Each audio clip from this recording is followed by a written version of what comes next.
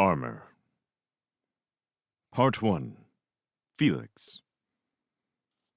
He drank alone, which was odd, since he didn't have trouble with people. He had always managed to make acquaintances without much effort, and, despite what had happened, he still liked people. Recently, he had even grown to miss them again.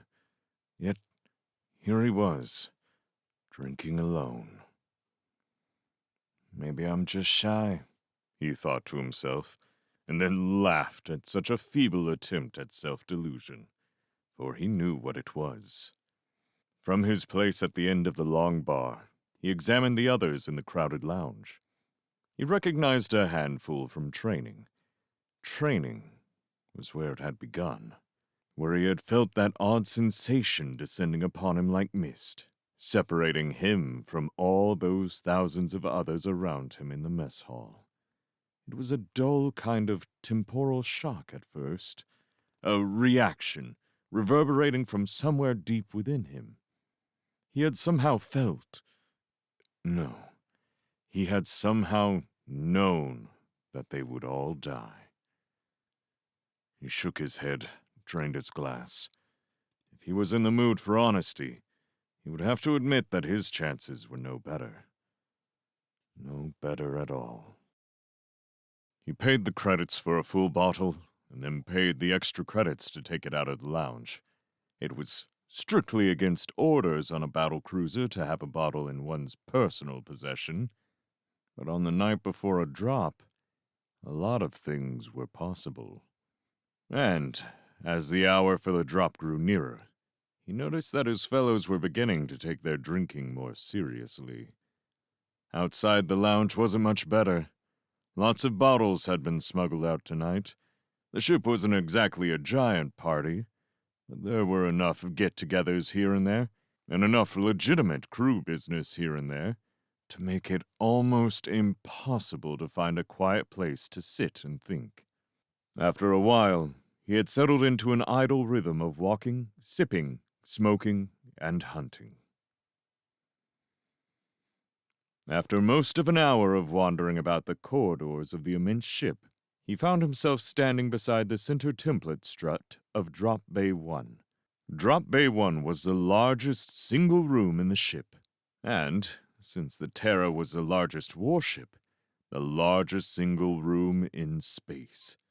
It was over 100 meters long and 60 wide. Around him, in a checkerboard style, were the little square spaces for drop assignment. From here, it all began. Thousands of men and women would go into battle from this room, at the same moment if necessary.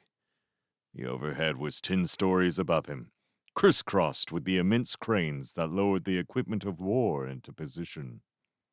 A hell of a big room, he thought. Bigger even than the Hall of Gold back home where he had first stood at age 10, beside the boys and girls of the other nobles, and watched the coronation. He and the other children had a tendency to giggle, he remembered, and so had been placed at the far end of the hall, away from the throne. Enough of this, he said to himself. That's over for me now. It's far, far away. He sighed, shook his head. He perched himself atop the center strut and lay down on his back and stared up at the distant overhead and didn't see it. Enough sentiment, he said aloud.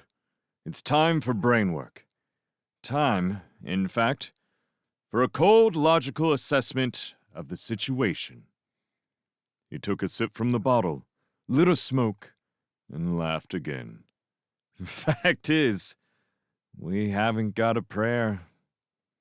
Fact was, most everybody in fleet nowadays was a rookie, over 60% and rising. That meant 6 months of advanced training, 9 months tops in the military altogether. Not much hope there. Still, the equipment was marvelous, and many were surprisingly good with it. He remembered his astonishment at discovering clearly apparent aptitude for, of all things, the battle armor. Most found the power suits almost impossibly alien in practice and couldn't bring themselves to react in a sufficiently normal fashion.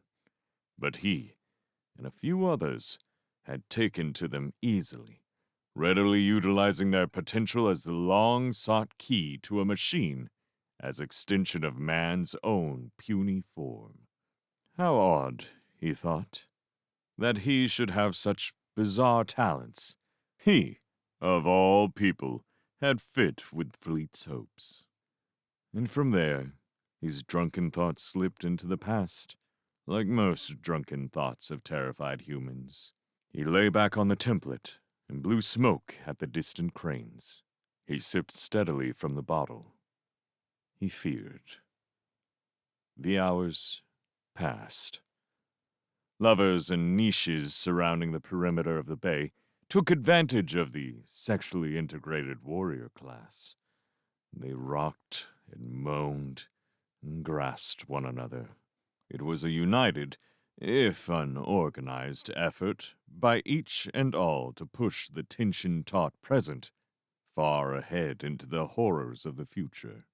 After a while, they would rest from their labors, draining the last of the bottles and lighting the last of the cigarettes. Before thoughts turned inward, each and all would notice the glow of the cigarette coal coming from the lone figure who lay on the center tiplet strut in the middle of the vastness of Drop Bay 1. They would wonder what the hell it was he was doing there. Felix, alone and unaware of their curiosity, wondered the very same thing. Drop was just under 4 hours away when Felix reached the chow line. The turnout was sparse this morning, not surprising, considering the night before. He watched several people back out as the line advanced towards the food. As the smell grew stronger, their faces grew greener, until at last they couldn't take it anymore. A broad-shouldered woman wearing a warrior's patch and red eyes got so far as to actually have a plate of the heaping whatever placed in front of her, before she vomited loudly onto the floor.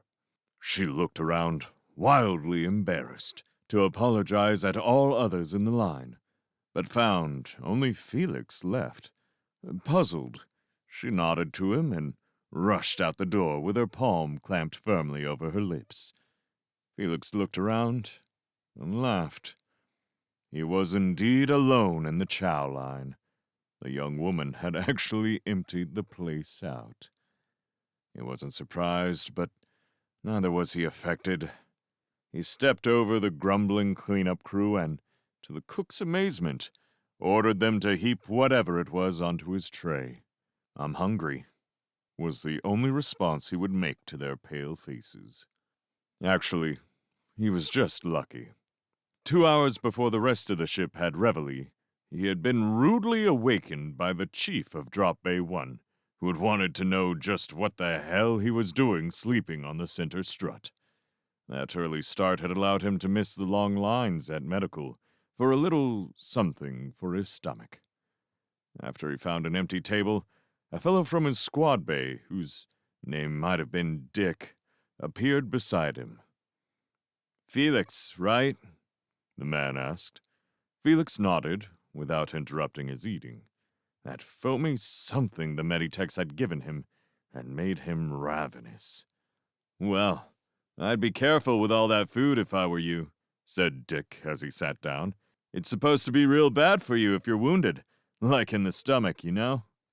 Felix nodded that he knew and continued eating. He didn't want to say that he thought the idea of not eating before this battle was incredibly naive. As far as stomach wounds were concerned, anything that could tear through battle armor would leave not a wound, but a tunnel. It wasn't that he didn't appreciate doctors. He did. He was impressed by their knowledge, dutifully in awe of their equipment. But doctors didn't make drops. Doctors didn't have to fight for days at a time without eating anything but what they could carry. Come to think of it, neither did he. Or at least, he hadn't, until today. He looked over at Dick's nervous face and at the hunched shoulders of the handful of others who sat about him in the mess. None of us have had to fight yet, he thought. But maybe that part was not so bad. What was bad was that they weren't ready. Something in his face must have made Dick uneasy. He mumbled something and left the table. Felix realized he had never said a word to the guy. He had a sudden urge to get up and catch him, to ask him if his name really was Dick after all. But he didn't. He sat where he was and finished the plate, and lit a cigarette, and watched the silken plumes rise and twist. A few minutes later, his thoughts rose to him out of the daze of smoke and fear. We're not ready. We're not even close. Then he started, looking around to see if anyone was nearby, to see if anybody else had heard him, for he wasn't at all sure that he hadn't said it out loud. Felix stared at the black scout suit with the unsurprised attitude of one whose emotional spectrum has retreated to just two colors: frustration and disgust. Fear at this point could no longer be thought of as an emotion. It had more the consistency of gravity. He sat down on the bench across from the now gaping maintenance chamber that served as long-term lockers. When sealed, an elaborate testing system would commence, an amazingly varied series of forces, from hydrothermal to magnetically directed laser probing, would come into play. The testing would continue on a more or less constant basis until the chamber was reopened. Most of it was to find a leak, which was silly for a scout suit, thought Felix. After all, plasteel doesn't leak. You could vaporize it, warp it, tear it even, if sufficient forces were applied just right. But it didn't leak. And scout suit's outer armor was 100% plasteel. He snorted. Scout suits. A damn scout. Shit, he said out loud. No one could hear him inside his cubicle, so no one could appreciate his display of disgust. From under his arm, he took a wad of crumpled writ he had taped there before drop inspection. They still held inspection, even though everybody already knew it was suicide to carry personal belongings inside the perfect fit of battle armor. They had shown that one to the troops over and over, always dwelling on the scenes of the surgical teams trying to remove religious medals crammed halfway through some idiot's ribcage. Of course, one could wear jewelry on one's nose and such, where there was some freedom of movement, and many did. But Felix's interest in a nose ring was the same as it was for a religious medal. None at all. He produced 5 cigarettes from the writ, and lit one, and stared at the suit, and thought about why he wasn't surprised he had drawn scout duty. Training again, he decided, the source of many first clues. He recalled their excitement at his scores, at his times. They had made him run the tight course twice more before they were convinced. Sure got some reflexes for this, Felix, is it? He had nodded. He should have caught on then. And later, when that same officer had called him into his own quarters and talked to him about natural leadership abilities, cigarettes were offered him, and something cool to drink for the first time in many days. He had accepted both and refused everything else. He was furious with himself for not having been more careful. The officer kept trying, kept spouting garbage, but Felix wouldn't budge. He knew it wasn't for him. Though capable of giving orders and probably having them obeyed, he was, of late, an uninspiring man. Not at all what a real leader should be. He sighed and puffed on the cigarette. Looking around, he had seen several such men and women, he supposed, but though admiring of their energy, he had little faith in their potential effectiveness. With such a bunch, that kind of leader could likely get chewed in a battle long before decoration time. and Felix wanted to at least try to live. No blaze of glory. No blaze at all. So of course, they had gone and made him a lousy scout anyway. He sighed, resting his face in his hands. His world shrank toward him. He panicked, as he always had before. Sweat poured down his face. His lips trembled. It was completely, terribly dark. He keyed the master switch with a dry tongue. Air, heat, light. Life began again. For a moment, he paused as he always did, and simply breathed and stared. It was a foolish fear, he knew, but it was very real to him. Each time he felt the suit close about him, felt the armor seal itself about him, he also felt a deep, inner terror that no amount of training could prevent. For with the simple fright of claustrophobia came something else. He feared the suit. It was a machine. It did not care. It would work if told to. It would not if not. It was no serpent. It would not crush him. It did not crave his flesh. But still, he feared.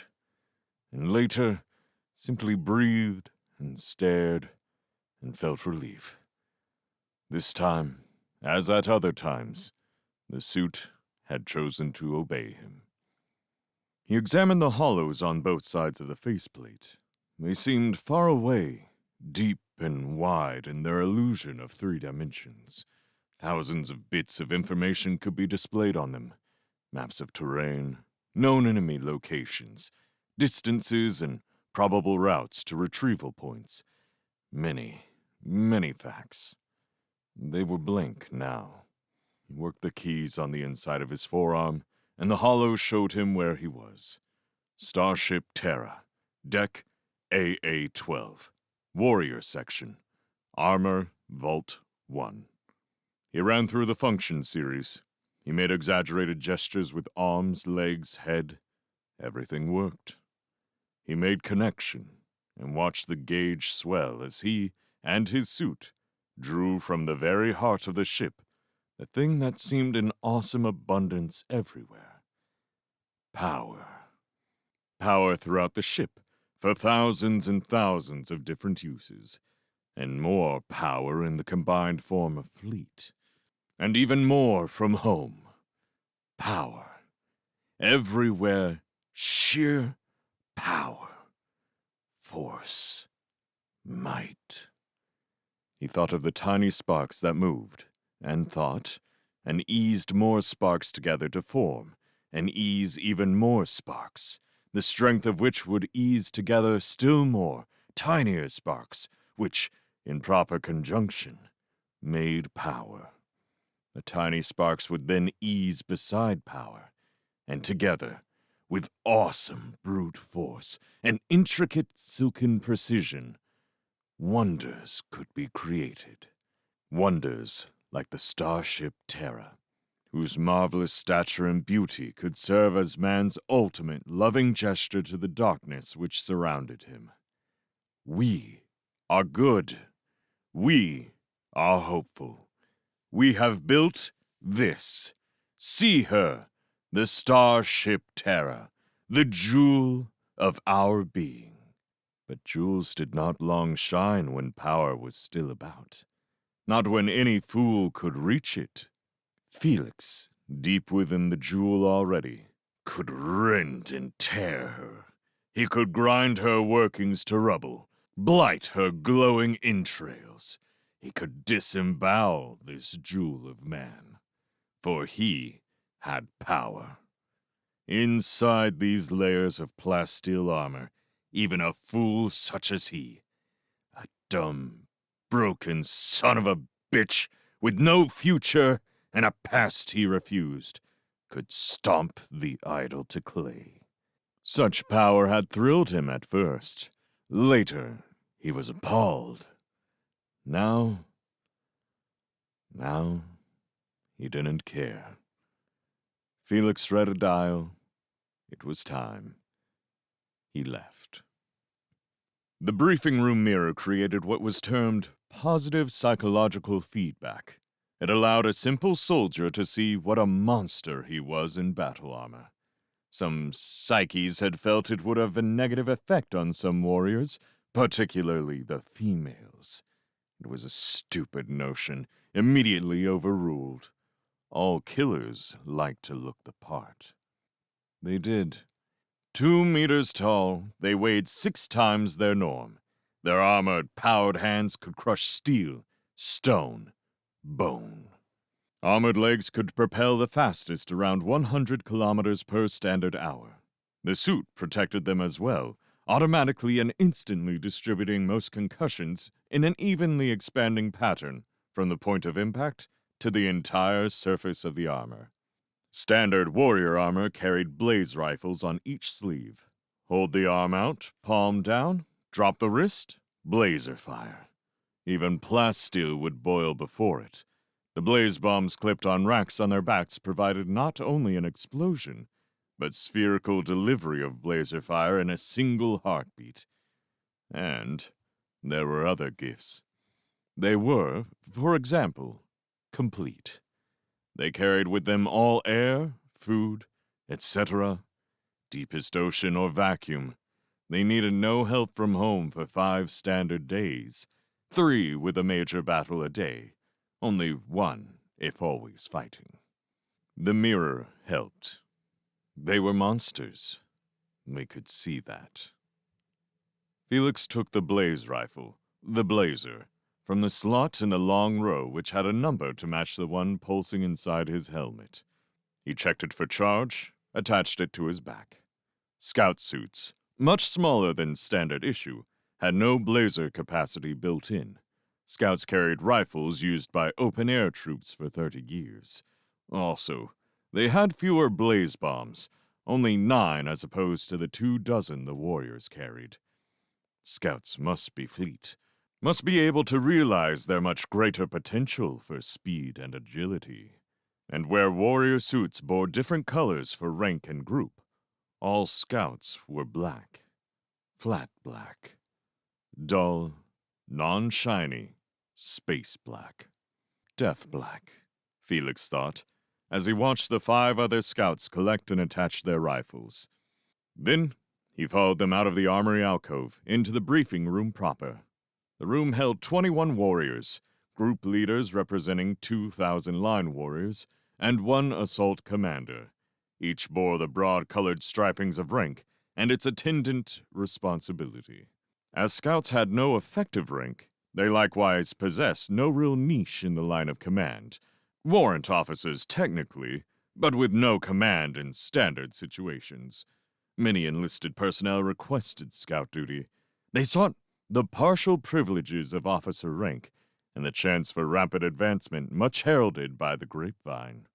In truth, no scout advanced more than a step or 2.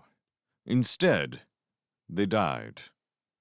Even Felix's paranoid fatalism had not considered this, though he had heard, as had all, that the scout's survival rate was considerably less than line warriors.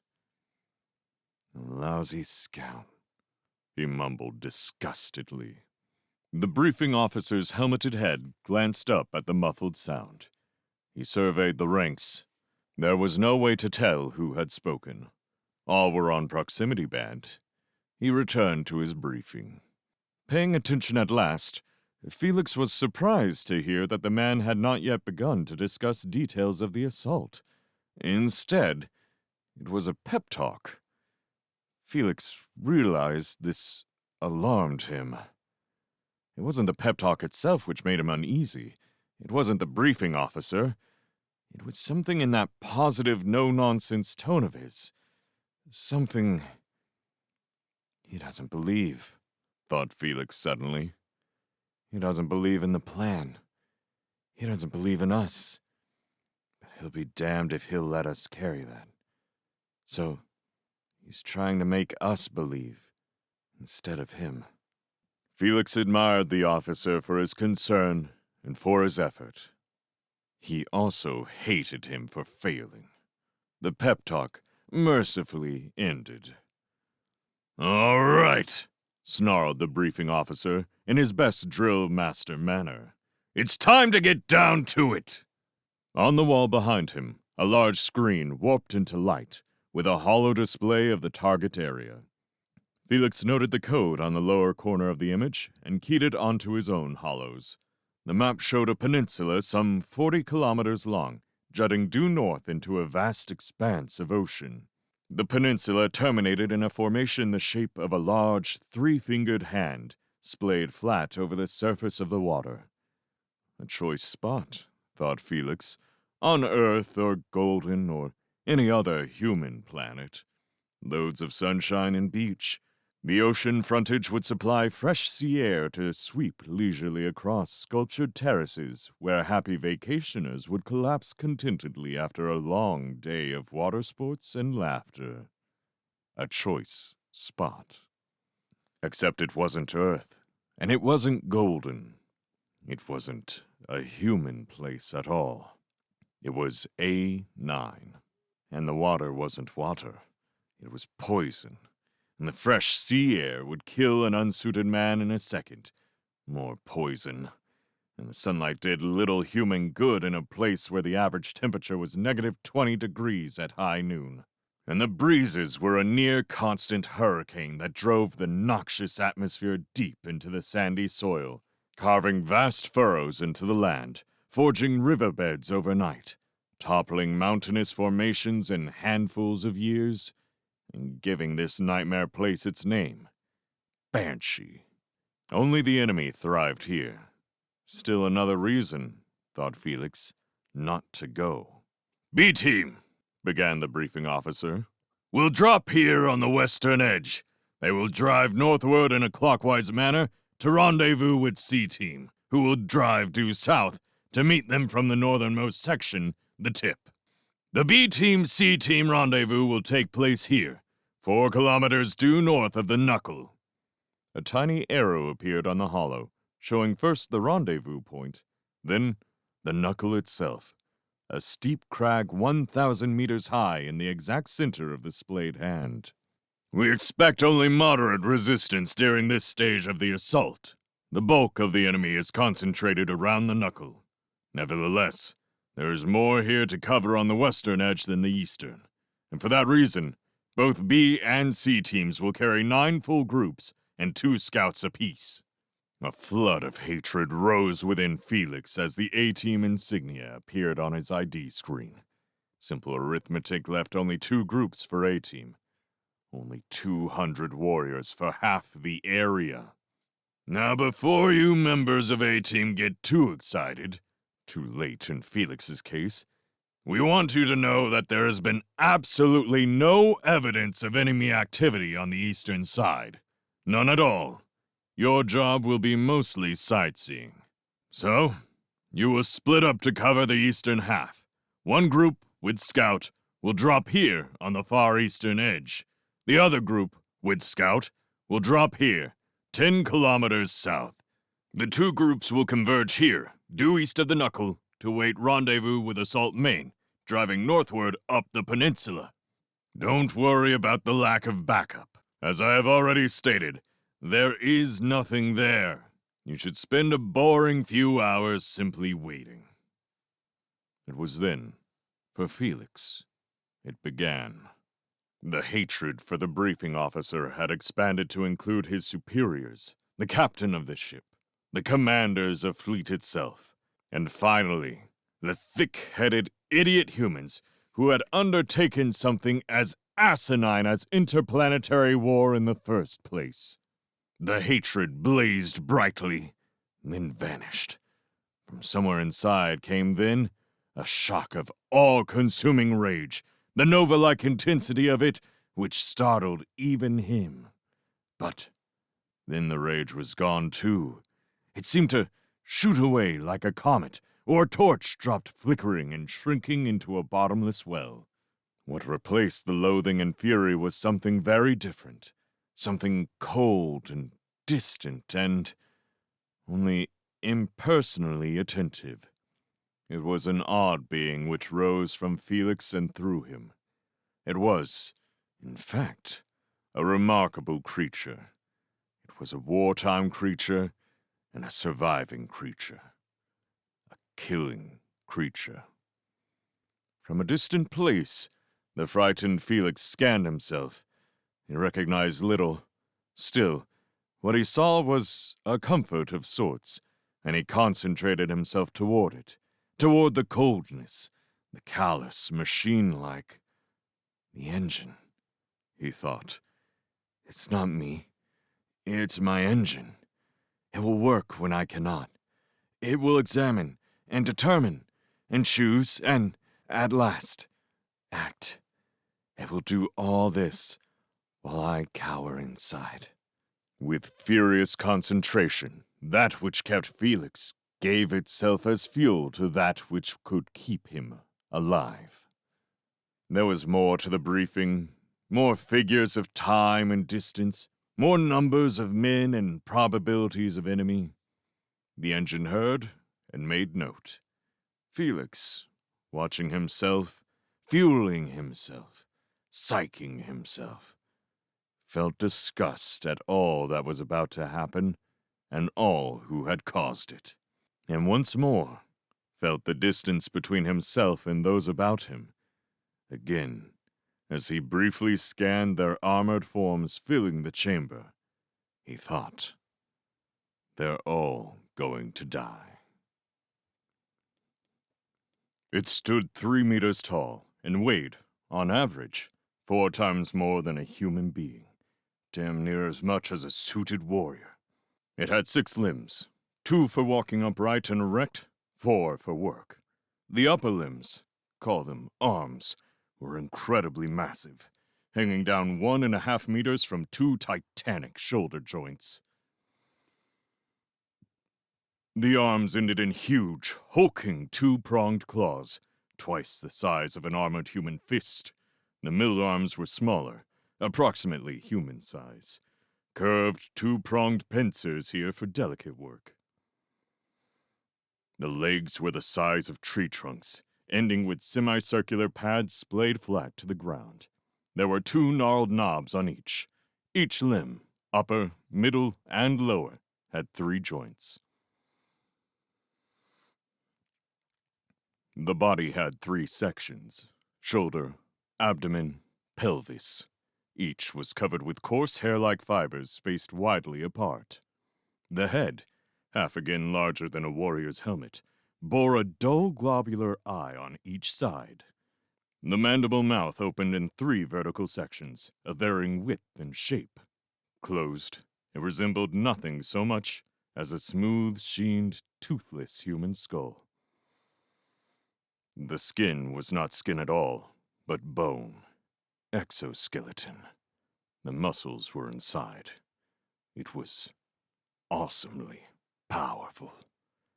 It was the enemy. It was an ant.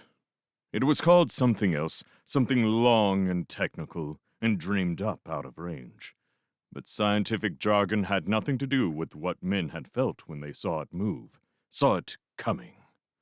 It didn't matter that it had no antenna and walked upright, and was too damn big.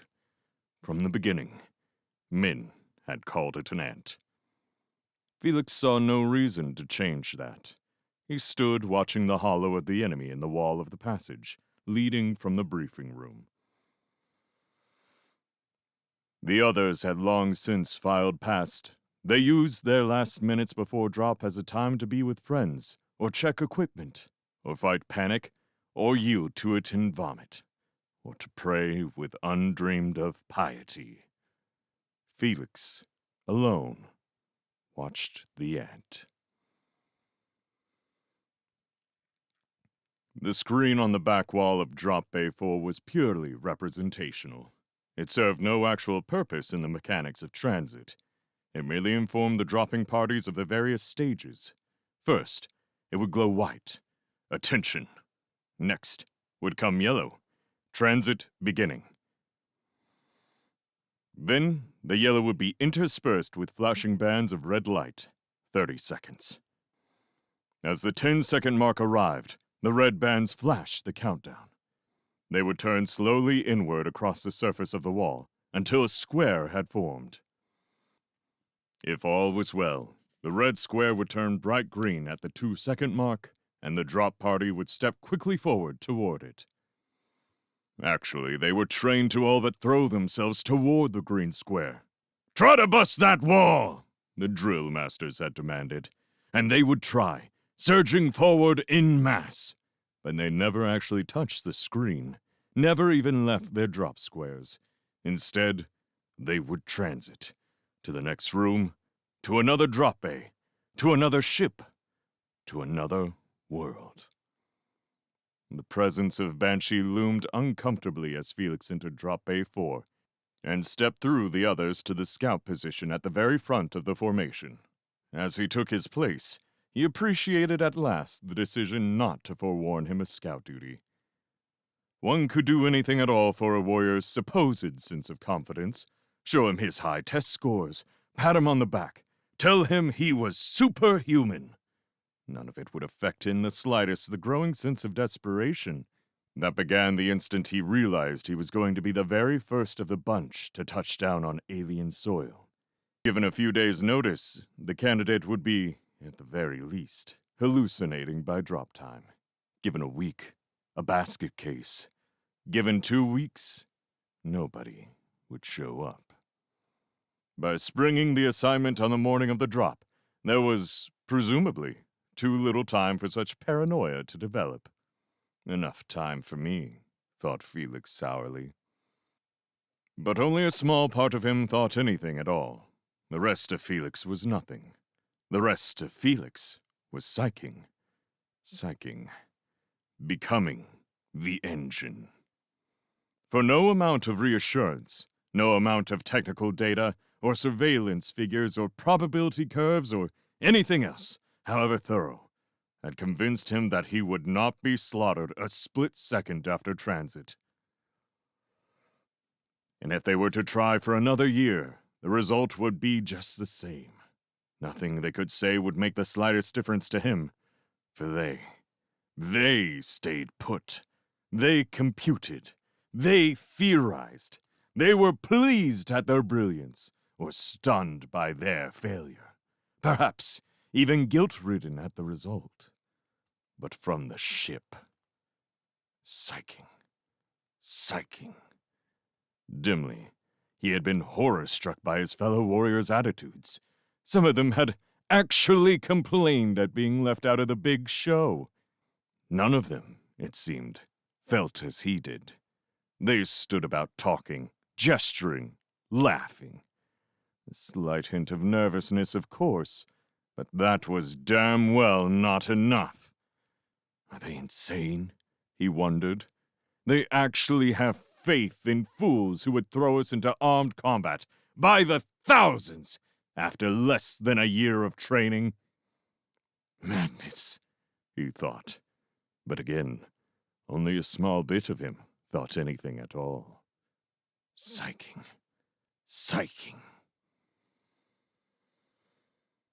The wall, formerly a bland shade of confident blue, turned suddenly white. The 100 regulars assumed formation behind him. "Attention!" said the CO unnecessarily. His voice sounded deliberately bored. Psyching. Yellow light appeared at the edges of the screen. It flowed smoothly toward the center in what the psychs had called color comfort pattern. "Look alive," said the CO. Someone coughed directly into his microphone. There were several nervous titters. "Shut up there," said the CO. Psyching. Red bands began their pulsing march across the screen. "Good luck, ladies and gentlemen," purred the even-toned voice of the transit control officer. "Go get 'em!" urged someone else in the booth. "Don't worry," assured a warrior, a fierce female voice. "Shut up!" growled the CO with a nervous edge to his tone. Psyching. As the red square formed and pulsed, Felix, against all orders and procedures, reached behind his back and disengaged his rifle. He held it in front of him, at the ready, safety off. Someone cleared a throat to speak, possibly to object, to chew him out, but it was too late. The red square flashed to green, and all were moving forward, and there was loud breathing from some, and no breathing at all from most, and stunned shock from the inhabitants of the transit control booth when they saw that the lead man, the scout, had goddamn near hit the far wall, and ants everywhere! Felix fired and fired, the blue beam slicing through the ectoskeleton like it was butter, and long tentacles slammed into his faceplate as he collided with their hurtling bodies, and he tripped on one, still firing, and felt himself fall, and in a desperate lunge to remain upright, brought a plasteel leg forward with such brutal speed that the toe of his boot tore completely through the stumbling ant's midsection. Black fluid spouted, but Felix was already gone. Slamming forward into them, firing wildly about. He had to get out of them. Had to. Mandibles flashing by him and at him. Tree trunk arms and legs and claws crossing in front of him. Most didn't seem to know he was there, and the few who saw and reacted were blazed down or passed by. But still, there were more to come, and more still. Rows and rows of them. He'd been dropped right into them, and the overworked blazer was signaling frantically of overheating that he swore he felt right through the goddamn plasteel. And still there were more. He must keep moving. He must. And then he was through them, and past them, and in front of him was a long dune of that sand. Without conscious thought, he leapt over it with a quick, powered leap. The dune was perhaps 3 meters high. His leap carried him half that distance above it, and he was down again, blazer ready, spinning around to cover all directions at once, but he was alone. No ants here at all. He was in what looked like a dry river bottom, and he was alone. He blinked, straightened up from his crouch, took an instinctive step back toward the way he had come. And the ants appeared. First 1, then 3, then 9, a dozen, all clambering over the dune toward him. He blazed them all, severing limbs, melting giant skulls. More came, and he blazed them too, and then more and more from each end of the dune, and he was having to swing the gun back and forth to cover them all, and it was getting to where he could just barely get the ones at the far ends, and then one vaulted at him from the center, and he ducked and flashed blazer fire, and the headless torso careened into him, and he ran. He stomped madly down the riverbed. The dune, he now saw, was a ridge of sand forming one wall of the bed. He looked for a break, thought of leaping again, but wouldn't that make him a target? Wait, was he a target now? He twisted to look back over his shoulder. Dozens of ants rushing towards him, jamming the narrow passage with their writhing, flailing legs and heavy swinging arms and huge claws. Globular eyes bore down on him. The engine Felix skidded to an unexpected stop, took careful aim, and killed them. There was no place for them to go, no cover to hide behind. They were all jammed together, all headlong urgency, and targets doomed. Only when he had gotten them all, 40, 80, 200 twitching bodies, only then did he think to notice that none of them, not a one, had been armed. He stared at the remains for a moment. He had been told to expect blasters, heat rays that could, eventually, boil his suit on his back. There was nothing here. He ran on.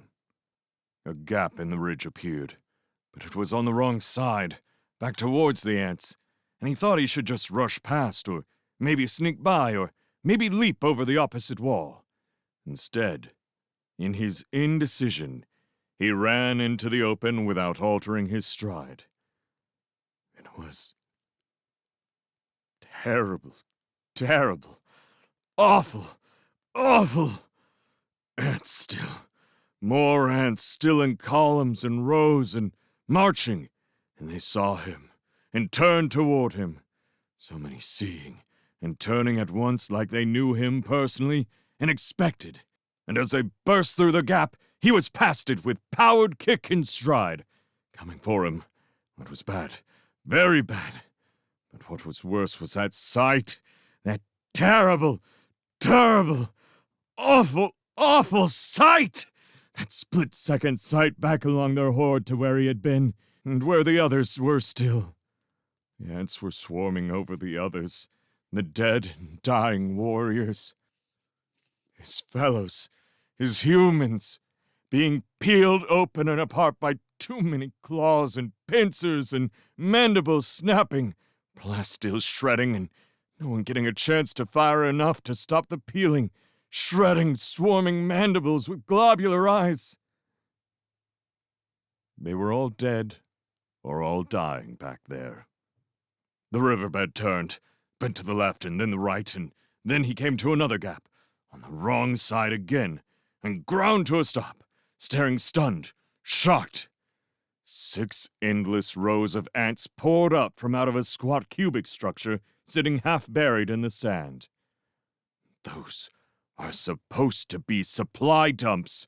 They told us they were only supply dumps! From behind him came more ants, boiling around the bend, and he blazed them at first, but his blazer got immediately hot. Overload. And he thought of running, and he thought of leaping out of the riverbed, and he thought of using a blaze bomb, and it was already in the air. A line drive straight into the crowd at the bend. He dropped and flattened himself, and it blew. They died, the ants. The ridge walls, narrow here, crumbled and closed the riverbed off. But the other gap, he turned, and through the new gap they were coming. So many. He threw another blaze bomb into the ranks, and it blew as he crouched, ants flying everywhere. But still more, and more from the cube in the sand. Globular eyes. And he aimed more carefully, and missed. Too much adrenaline. But the next bomb flew true with a slight arcing trajectory, only meters above their heads, and down into them, and right into the mouth of the cube, right on the upward sloping ramp, and blew just right. The sides of the entrance disappeared outward, the roof kicked high, lifting and opening, and then falling and shattering, and then the whole damn cube collapsed on itself. Another blaze bomb over his shoulder to the other ants, already out and coming, and he was off and running again. The riverbed veered to the left and left again, and dropped downhill. He was accelerating, really moving now, and when he burst out into the open space beyond and accelerated even harder, to the best he had, he knew he had lost them. They couldn't keep up. And he was safe now. For now. But alone. And the only one left.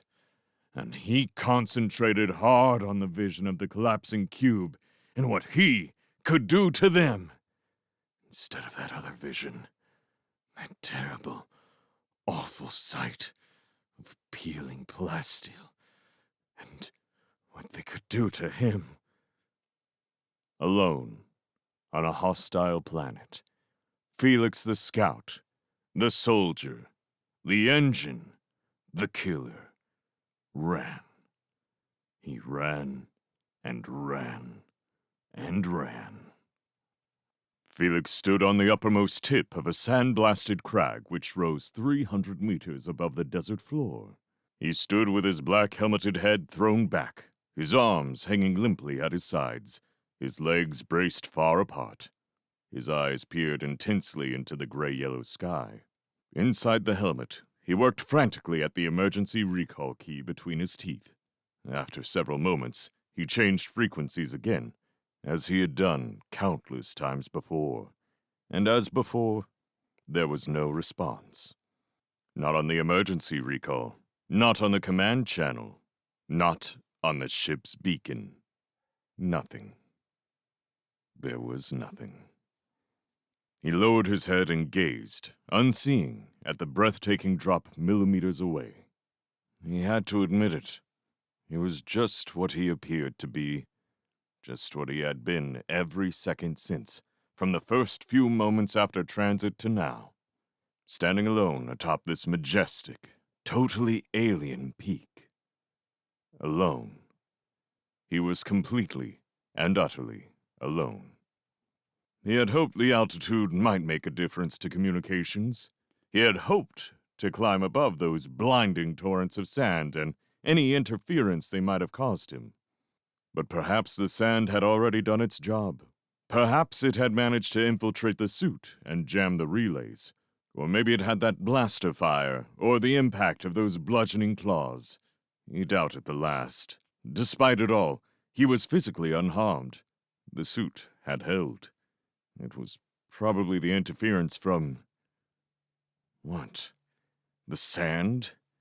How? Could be the magnetics, too. There's something wrong with them here, they had said. Irregular, shifting. The polar interval was never where it was supposed to be. It was why missiles wouldn't track. Unless they figured it out, too. He muttered at last, voicing it outright. Unless they, too, those masters of warfare at Fleet, had discovered what he had known for hours. They had no chance. None at all. Not here, he said, gazing blankly at the western foothills. Not on Banshee. For even in this supposedly deserted area, he had seen thousands upon thousands of ants. The blazer rifle lay at his feet, useless. Its barrel was warped from the heat of overload. The stock looked worse, crumpled and split from having been used in a way its creators had never intended, as a club. The suit had also been changed. The left shoulder was now dark green instead of black, where a full 20-second burst of heat ray had ruptured the thin outer covering of the plasteel. Other parts of the suit bore gray-brown splotches of the sands, which had clung to the black ant blood which had clung to the armor. The splotches were mostly thin, irregular streaks, except for those on his arms. There, a dense, unbroken coating of sand covered the plasteel completely, from biceps to fingers. Many, many ants. Idly, he kicked at the remnant of his blazer and watched it for the long seconds it took to fall. He sighed. Incredibly, he had but 63% power remaining after a mere 5 hours on the planet. Maybe they have figured it out at that, and run away. I would. He turned around and began the long, difficult descent with the unhurried manner of a man with nowhere to go and nothing to do. I would, he said to the wind. The warrior, a blonde woman, was dead. But the ant didn't seem to realize that. It kept killing her. Her body shimmered gruesomely beneath the blaster's effect, exposing a meter-long gash in the armor. Scattered randomly about her on the hard canyon floor were the remains of other warriors, some 25 in all. A-Team 1, thought Felix from his hiding place at the far end of the enclosure. Now it's just me. I'm A-Team. He sighed. And then, engine once more. And then, engine once more. He pulled his attention away from the carnage, away from the grotesque sight of his fellow humans, some halfway out of their armor, their swollen features fast frozen in the thin alien air. He would not, could not, stare at them any longer. Instead, he watched the ant and waited. He had to. He needed power. After only 10 hours on Banshee, he was down to 24% of capacity. At that rate, he had less than 4 left. 4 hours until the larva fern, deprived of laser-induced photosynthesis, would cease to emit oxygen. However, he needn't concern himself with that.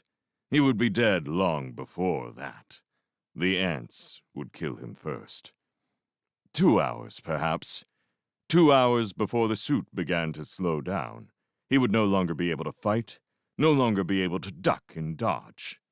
In 2 hours, he would no longer be able to run. They would have him. He would lie down somewhere, the weight of the armor would force him down, and in some canyon or gorge, he would lie and wait, a helpless statue for the ants. Shuffling slowly up to him and around him, gesturing to one another with heavy claws and snapping mandibles, they would prod him, poke at him, lean over and stare into his helmet. Great gray globular eyes, his last living sight. And then, pulling together, they would split the plasteel like a ripe fruit, and he would blow out, dying, his scream falling about him like frozen ice crystals. There was no question of hiding from it, no hope of a dignified sleep. Somehow, they would find him as they always had before. Felix suspected they could detect armor by some natural process, given enough time. Never having any equipment, only a handful with blasters even, they must possess some inbred instinct. Whatever it was, it didn't matter. What counted was the fact that, so far, they had always found him. He needed power. He waited. 3 more ants, unarmed, appeared at the far end of the canyon. They gestured. The ant with the blaster stopped killing the dead girl and joined them. They left. Felix was out of the shadows in seconds. He inspected the corpses. Armor that had retained its integrity, he had been informed, also retained its energy supply. He found a charred warrior and lay down beside it to make hip-to-hip connection. There was an instant's brief hesitation as the young man, recalling the constant fighting and fleeing of the past hours, screamed silently. Why? Why continue? He was alone and lost and without hope. Why string it out? The engine ignored this, grasping the armored shoulders before him and muscling the corpse into the bizarrely sensual embrace of connection. The engine smiled as the power surged to 42%.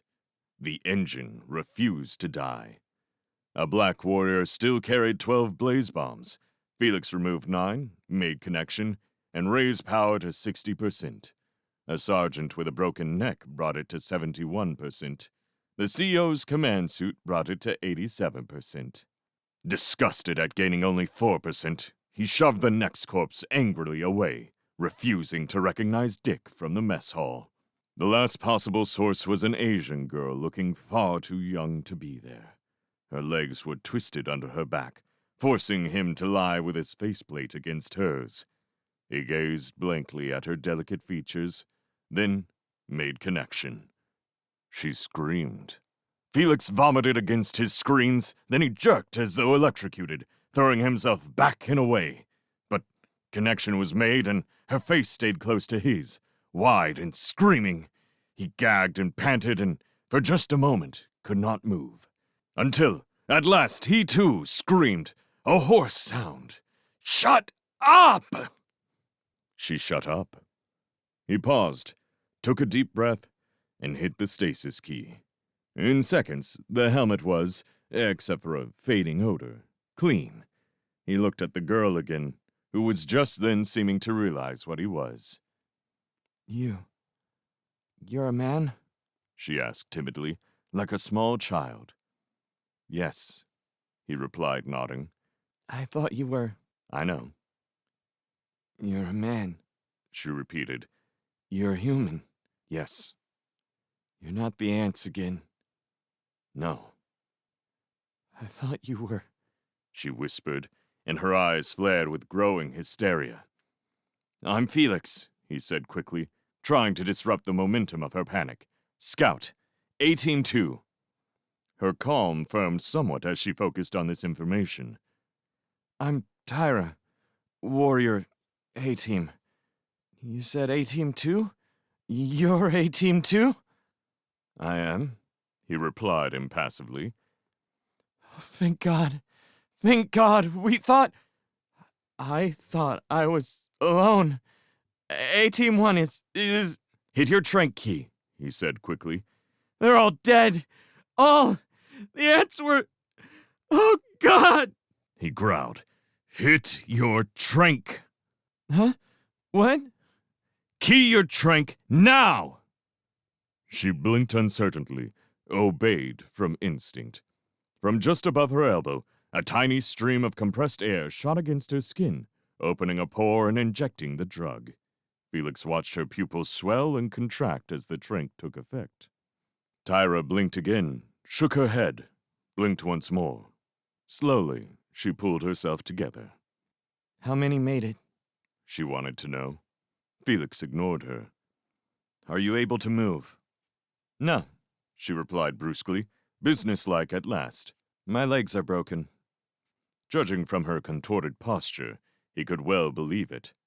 I suppose I could carry you, he mused aloud. How many are...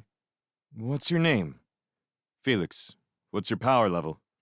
84%. Pretty low. He laughed dryly, felt the disgust welling. Okay, he said. Key your painters. It'll be a rough ride and... Felix, she said slowly, her voice now as cold as his. You're alone, aren't you? He met her gaze. He nodded. She stared a moment, then closed her eyes. She sighed loudly. 204 people, she whispered to herself. She opened her eyes. 2 left. He said nothing. His eyes were blank. And you'll carry me? She asked with more than a trace of bitterness. I'll carry you, he replied in an even colder tone that told her she was right to think what she thought. She grimaced, taken aback. Then she relaxed. All right, Felix, she said wearily. I'll be all right here. Just go... Freeze! He barked suddenly. Oh, come now, Scout. I know what you think you... Freeze! He snapped again, looking past her down the canyon. Ants! Just around the corner of her helmet, he could see the 4 ants coming back into the canyon. He was in a lousy position to see anything, but he was afraid to attract their attention by shifting. He settled for severing connection, a slight movement. Don't move, he said. They'll come right by us. I can't move, she replied softly. Where are they now? Shut up, he ordered bluntly, watching them shuffle across the hard-packed sand. The one with the blaster was trailing behind, he noted. Are they close? Do they see us? Shut up, he snarled. Tell me! Her tone of fear and pleading got through. He looked at her. His eyes relaxed a bit. He looked back to the ants. They're coming right past us. You'll probably see them when they go by. My view is bad. About 20 meters now. How many are? 4. Quiet. About 15 meters. 10. The last one's back a ways. It's got a blaster. They're not looking at us. 5 meters. There they go. See him? No. No, your helmet is... Yes. Yes, I see one. Don't move. Don't... Okay. Okay, it's moved off. I only saw one, and it's gone past. All right, said Felix in a dead voice. He took a deep breath. Sit tight. For several seconds, their 2 pairs of eyes flickered about, straining to see. They kept their bodies rock still. Occasionally, they looked at one another. Once, Tyra smiled. Felix looked away. All right, he said at last. There they go, on my side. He felt her relax. They're going away. It's okay. He found he had been holding his breath. He let it out in a rush. Okay. Okay, there they go. The one with the blaster is first. Now, the second. Good. There's the third right behind him. He glanced quickly at her, his lips forming a pale smile. Her eyes shot wide with terror. He was already moving when the claws clamped down on his shoulders, moving back from her and up. He struck out with a boot, hitting something. He kicked again, felt the claws quiver against the plasteel. He kicked a third time, striking solidly. He spun about, sprung free, and slammed a forearm into the hairy abdomen. The ant loomed over him. He took a step back, retreating, but the ant closed, grasping his waist with its smaller middle pincers. One of the claws slammed thunderously against the side of his helmet. He ducked the following blow from the other claw and lunged forward. He planted a boot, quite randomly, atop one of the ant's foot pads, pinning it in place briefly. Then he drove upward, slamming his open-armored palm against the flat chin-like space below the mandible. The ant's head popped off. Felix froze, staring unbelievingly, as the gushing torrent of black blood erupted from the gaping spinal shaft. And then the ant fell backward. To his horror, he found himself being pulled along. The pincers still held him tightly to the ant. They landed brutally against the hard canyon floor. Felix twisted wildly, trying to break away. He stole a glance over his shoulder, saw the next one almost upon him. He groaned. He wrenched back, got a knee against the abdomen, and lurched to his feet. One pincer tore loose from its grip. Another, still clamped to his waist, tore loose from its socket. Felix spun around to meet the charge with at least. The second ant crashed into him like a tank, knocking both of them rolling across the headless stump of the first. Felix spun himself on top and clamped an armored hand vice-like against the thorax. He shouldered aside a grasping claw and drove a powered fist through the center of the right eye, all the way to the brain case. The creature shuddered violently, then became still. Felix planted his boots on the midsection and leapt forward to meet the rush of the third ant. But he was all wrong, too straight in the air. He collided full-faced with the hurtling ant. Even through his suit, the concussion shook him. The ant seemed to feel nothing. The pincers clamped onto his sides firmly, holding him fast while the upper claws pinwheeled in unison, bashing his helmet from side to side with tremendous force. Felix felt himself rising helplessly as the ant lifted him off the ground. He had no leverage, no place to run or dodge, and the claws kept slamming into him, and he reached out, groping for those hideous eyes, but they were too far away. He couldn't reach, and the blows kept coming, and his vision blurred. And he was losing it, losing all sense of what to do, or how, losing, about to die. And then the two of them, man and ant, were suddenly enveloped in the crimson beam of blaster fire. It was incredible. The last ant was boiling them both to kill him. He felt the intensity increase as it rushed forward to finish it. Felix, encased in plasteel, could take it a lot longer. The arcing claws became erratic as they, and the rest of the ant holding him, began to literally fry. One claw fell to its side, useless. The other swung, missed again. The ant slumped, stumbled to one side. He felt one boot, then the other, touch the ground. He braced them firmly, grasped the simmering, oozing form before him by thorax and pelvic joint, and lifted it high into the air. The pincers at his waist stretched, disintegrated. Still holding the ant high, he threw his weight backwards, twisting around, and hurled the broiling monster directly into the source of the blaster fire. The heat ray ceased abruptly as the last ant staggered backward, clawing at the bubbling ectoplasm spattered about its skull and shoulders. Felix leapt forward and tore the blaster from a claw. He swung it mightily in a long arc and slammed it against a leg joint. Exoskeleton splintered loudly, and the joint gave, but the ant flung itself forward anyway, against Felix, and the two of them banged to the ground atop one of the armored corpses. The ant grabbed the blaster, triggering it into the sand below them. Holding the barrel away from him, Felix pounded his free forearm into the side of the thorax. The ant shuddered, stunned, but did nothing to evade another blow. Instead, it tried to grasp control of the blaster, discharging it harmlessly all the while. On a sudden impulse, Felix moved the barrel within range of the other claw. The ant grasped it hungrily, both claws on it now, and still firing at nothing. Felix reared back and slammed out with his forearm again to the completely exposed thorax. The ant shuddered again, but kept both claws on the blaster.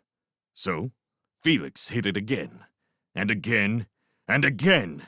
The creature slumped, sagged as Felix pounded his target over and over with every bit of power at his command. After a while, the claws relaxed their grip, the gray eyes convulsed. The ant collapsed. Felix clambered to his knees, dragged the blaster free from the lifeless claws, and froze. For a long moment, he didn't move. Then, he gently lay the blaster on the ground beside him, like in some somber ritual. He paused, then gripped the dead ant and dragged it to the side. He sat back on his heels and stared. It had not been a corpse he had fallen upon. Not then. And the blaster fire had not been, after all, harmless. Gently, carefully, he picked up Tyra's armored arm and lay it across the gaping, smoldering hole in the center of her faceplate. "Damn," he said softly. It took him 6 more hours to travel 8 kilometers westward, for the terrain rose treacherously, and there were many ants. He had only 49% power remaining. There were no blaze bombs left. Idly, he wondered why he didn't care. He sat down in a sand drift and, machine-like, engine-like, went through a communication check. For diversion, he decided to try the ship's beacon first. Nothing. Next came the emergency frequency. Nothing. Last came the command channel. Unexpectant, unhopeful, and, frankly, bored by it all, he keyed it on. As if in response, the ground suddenly rocked beneath him from a tremendous explosion less than 500 meters away. Before the rumbling echo could die, he heard, clear as a bell, a man's bitter voice saying, "I don't care about it, goddammit! You hear me? I don't care! And I ain't fighting ants any goddamn more! Fuck Earth, anyway!" Felix stood up. He looked in the direction of the explosion, at the distant and majestic spire. He smiled. He was no longer alone. He began to run toward the west, toward the knuckle. The bands were jammed with a hopeless overload of garbled voices. There were frantic exchanges between warriors, impatient officers' directives, sergeants' flat commands. Underlying each was a growing tone of panic. It had been a sporadic chord when Felix first detected it. Now, he heard it everywhere. A faint coating. War sounds were also constant. Rumbling, thundering waves of noise, occasionally punctuated by another of those heart-stopping blasts that had first told him where he was. After each of these, the chattering would cease for several seconds, and, despite himself, Felix would each time envision all having been killed by it. Then, seconds later, the chattering would begin again, a little more desperately. He was homed in on the center of the transmissions, a point just south of the knuckle. He had to stop often to check his bearings, for the terrain had made anything resembling a straight approach impossible. A seemingly endless series of eroded gullies and draws produced what amounted to a maze of narrow alleys between random groupings of walls 5 meters high. There were no pattern to either level or direction, and there were many dead ends. He had just completed another bearing check when he noticed he was no longer alone. 2 warriors stood shoulder to shoulder in a clearing a few meters in front of him. Felix stared at them, too delighted with their very existence to speak. By the time he had gathered his wits enough to call out, one of them was already speaking. "Don't try to stop us," said a man's nervous voice. It was the last thing he would have expected to hear. He took an instinctive step toward them, then stopped. There was something wrong with these 2. They seemed to edge away from him, like children, like schoolboys caught. And then he had it. Deserters. "Don't try to stop us," said the nervous voice again. "All right," replied Felix, dully. "We don't want to hurt you," said a second voice, equally as strident as the first. "Then don't," answered Felix blandly. The 2 exchanged glances, then stared at him some more. They were privates, he saw from their markings. They began to ease by him slowly, not trusting him. Don't try anything, warned the first. all right. We don't want to fight you, said the second. Fine. We're going now, Said the first. Where? For just an instant, they hesitated, and Felix thought he had gotten through to them. But then they were gone around a bend and out of sight. Where? He asked again. Where will you go? This is Banshee! There was no reply. He keyed a dose of stimul into his system. He had had another less than an hour before, but suddenly he felt very weary. The war sounds increased as he grew nearer. The great blasts had continued as well. The floors of the gullies were being filled by the cascades of sand pouring down from atop the shaken walls. He must be getting very close. He leapt easily over a particularly large deposit and hurried down the widening passage beyond. And then he was surrounded by perhaps a dozen warriors stomping past him from the opposite direction. He held out a hand to stop them. A heavy warrior's glove slapped it away. "Get out of the way, damn you!" shouted someone. "Can't you see the beacon?" The group disappeared the way he had come without slowing. Dismally, Felix considered the possibility that the entire assault force was now composed of deserters running away from this battle only to encounter, inevitably, more fighting. Each would, in turn, flee from the new battle only to run into another and another. For where, on a hostile planet, can a warrior desert to? He noticed the transit beacon for the first time. Beacon? Why, he wondered, would they run away from that? Transit was the only way home. He raced off toward the source, the way he had been headed all along. He dashed around a corner of the maze and collided head-on with something coming the other way. It was another black suit. "Come on, get up!" cried the other scout, a woman. She grabbed his shoulders and tugged. Felix leapt to his feet unaided. Go on if you want, he said disgustedly. I won't tell anyone. "Huh?" said the other scout, genuinely puzzled. "Tell who? What?" Never mind, Felix answered, starting off again toward the beacon. The scout stopped him with a gloved hand on his arm. "Are you crazy?" she asked. He shook his arm free.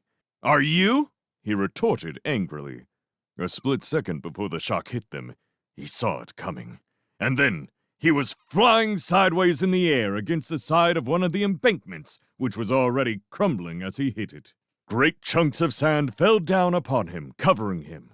He struck out wildly, shoving at the sand, trying desperately to keep from being buried, from disappearing beneath it forever, trapped and held by Banshee herself, for her children, the ants. And more sand fell on him and around him, and the ground trembled with a terrible sense of fragility. And then it was over. He sat on the floor of the gully, buried in sand to his waist. Directly in front of him, the other scout's helmet bobbed abruptly into view with a hissing rush of sand. Felix got to his feet and helped dig the rest of her out. "What was that?" he asked. "Another goddamn tank! What else?" She replied bitterly. A tank? He repeated dully. She looked at him closely. Don't you know? She asked. "Where have you... Oh, another beacon!" Felix saw it on his own hollow. The beacon was quite near this time. "Damn!" she exclaimed. "It's right on top of us! Come on!" She made a step in the direction she had been traveling before, away from the source. Felix hesitated, bewildered. "Move!" she commanded desperately, and he found that he was already moving with her, blindly following. They raced down several passages, careening wildly around corners, bouncing off walls, until they slammed together against the solid bank of a narrow cul-de-sac. "Shit!" she spat bitterly. "Another dead it!" This blast was closer. It was much worse. They thudded back and forth against the walls of the cul-de-sac like insects shaken in a bottle. The wall swayed, warped, bowed outward at them, but held. They were not buried.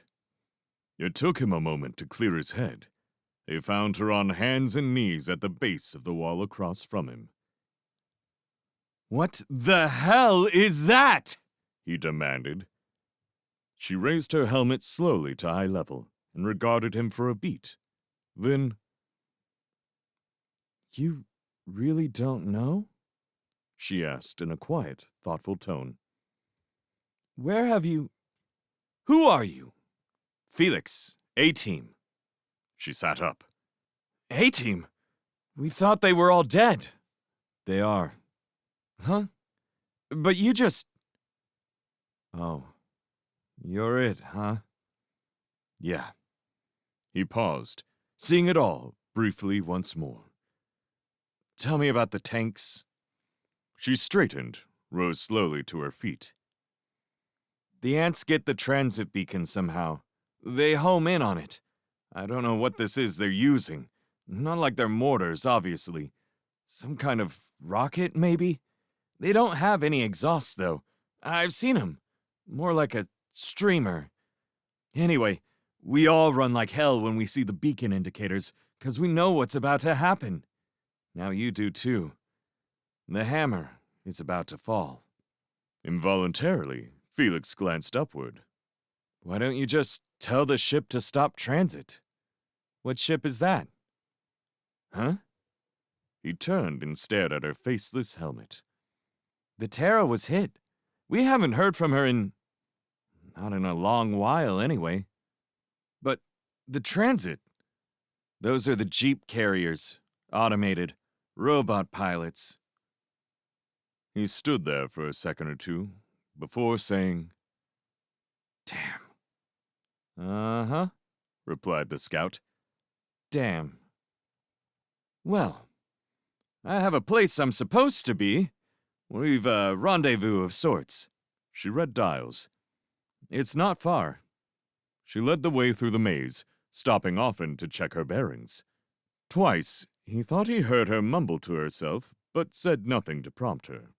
They saw no one else for several minutes. Suddenly, she stopped. They figured it out, She said, half to herself. They've stopped shelling. Felix listened, nodded. They'll be looking for us. Yeah. Then we fight again, and then we move again. Then we fight. You've moved before? Twice. It delays things a little. Not much. She turned and faced him then, shoving out a gloved hand. I'm Forrest, she said. 3rd Scout, Forward Group 1. Felix, he said, returning the handshake. You want to hear it all? The whole deal? We won't have time later. Or maybe you don't care. He found himself smiling. Maybe not. But give it to me anyway. Right, said Forrest, leading off again through the maze. First of all, it was easy. 10,000 warriors had made simultaneous drop on the wrist. They drove due north toward the knuckle, arriving at the edge of the maze well within estimated time limits. They quickly arranged themselves within the classic semicircular battlefield pattern and waited for A, B, and C assault teams to arrive. They had excellent communication with the Terra, good morale, and, at that point, nothing to report. An hour later, the Terra stopped transmitting abruptly, in mid-sentence. All efforts to reopen communications were to no avail. No one was really worried, though. The weather, someone suggested. 2 hours later, however, and all were getting awfully nervous about being alone. The idea of losing contact had, frankly, never occurred to anyone. Nervously, all eyes turned to the knuckle. And, on cue, it opened. The ants came in waves that were perhaps half as wide as the warrior emplacements. They came right at the center of the human strength. Because of clever positioning, the ants in the front ranks were clearly visible long before they reached the trenches. Also, only 1 or 2 in 10 actually carried the blasters, which were of dubious value anyway, considering the length of time they must remain centered on a single target. So it was just what the human commanders could have wished for. The first wave was literally obliterated without a single human life being lost. Likewise, the second wave, and the third. The commanders could find no evidence that the ants were trying to flank them, so they drew in most of the forces from each end of the emplacement, leaving only scouts at the edges. The fourth wave came and went the way of the others. Then the fifth died as well, and the sixth and the seventh. And by now, everyone was having a hell of a good time killing ants. It was easy. More, it was fun. The ants stopped coming for a while, and everyone cheered, until they remembered that they still couldn't talk to the ship. Until B and C teams straggled in, carrying bodies and missing many more. The officers got together and gave the warriors make work to keep them from thinking too much, and it worked for a while, until there simply wasn't anything else for them to do, and they got a chance to sit down and look at what they had done. That's when I knew, said Forrest. That's when a lot of people saw it. It was the bodies of the ants. There were thousands of them. Thousands and thousands and thousands. There were more than the entire loaded complement, not just of the Terra, but of the entire wing. There were too many. Too damn many! The next wave was more than a wave. It was a solid mass. The first attacks had only been scouting missions, they realized, as they watched the choking, boiling rush swarm toward them. Just scouts. They called it the first assault. During its half-hour length, 2,000 warriors died. 1 out of every 5 humans. What's incredible, said Forrest, was that we held at all. But they did hold. Against that assault, and against the next, and the next. But by then, all was a mass of warfare and death, and smoke, and blistered ants, and ruptured plasteel, and some officer got smart and called for troops to move back and dig in at another spot. About then, the mortars started falling, coming from the knuckle itself, and it got so bad that they moved again almost immediately. We weren't just retreating, we were running. But then, we found a real good spot and dug in a little better than ever before. We had the best of the best left, you know, and plenty of power left, and we blew big holes in them then. Big holes. But, damn it, we were still getting chewed. We should have just run like hell, and I told them so. But they wouldn't listen to me. Those idiot officers. Felix, they still didn't know what was going on. Not even then. They hadn't seen the fighting from up front like the rest of us. They still thought the knuckle was a goddamn mountain fort. Isn't it? Asked Felix, puzzled. Felix, she said slowly, stopping and looking at him. That is no fort. It isn't even a mountain. Then what is it? It's a hive. The warriors hastily erecting the fortification couldn't have numbered much more than 2,500. Where are the rest?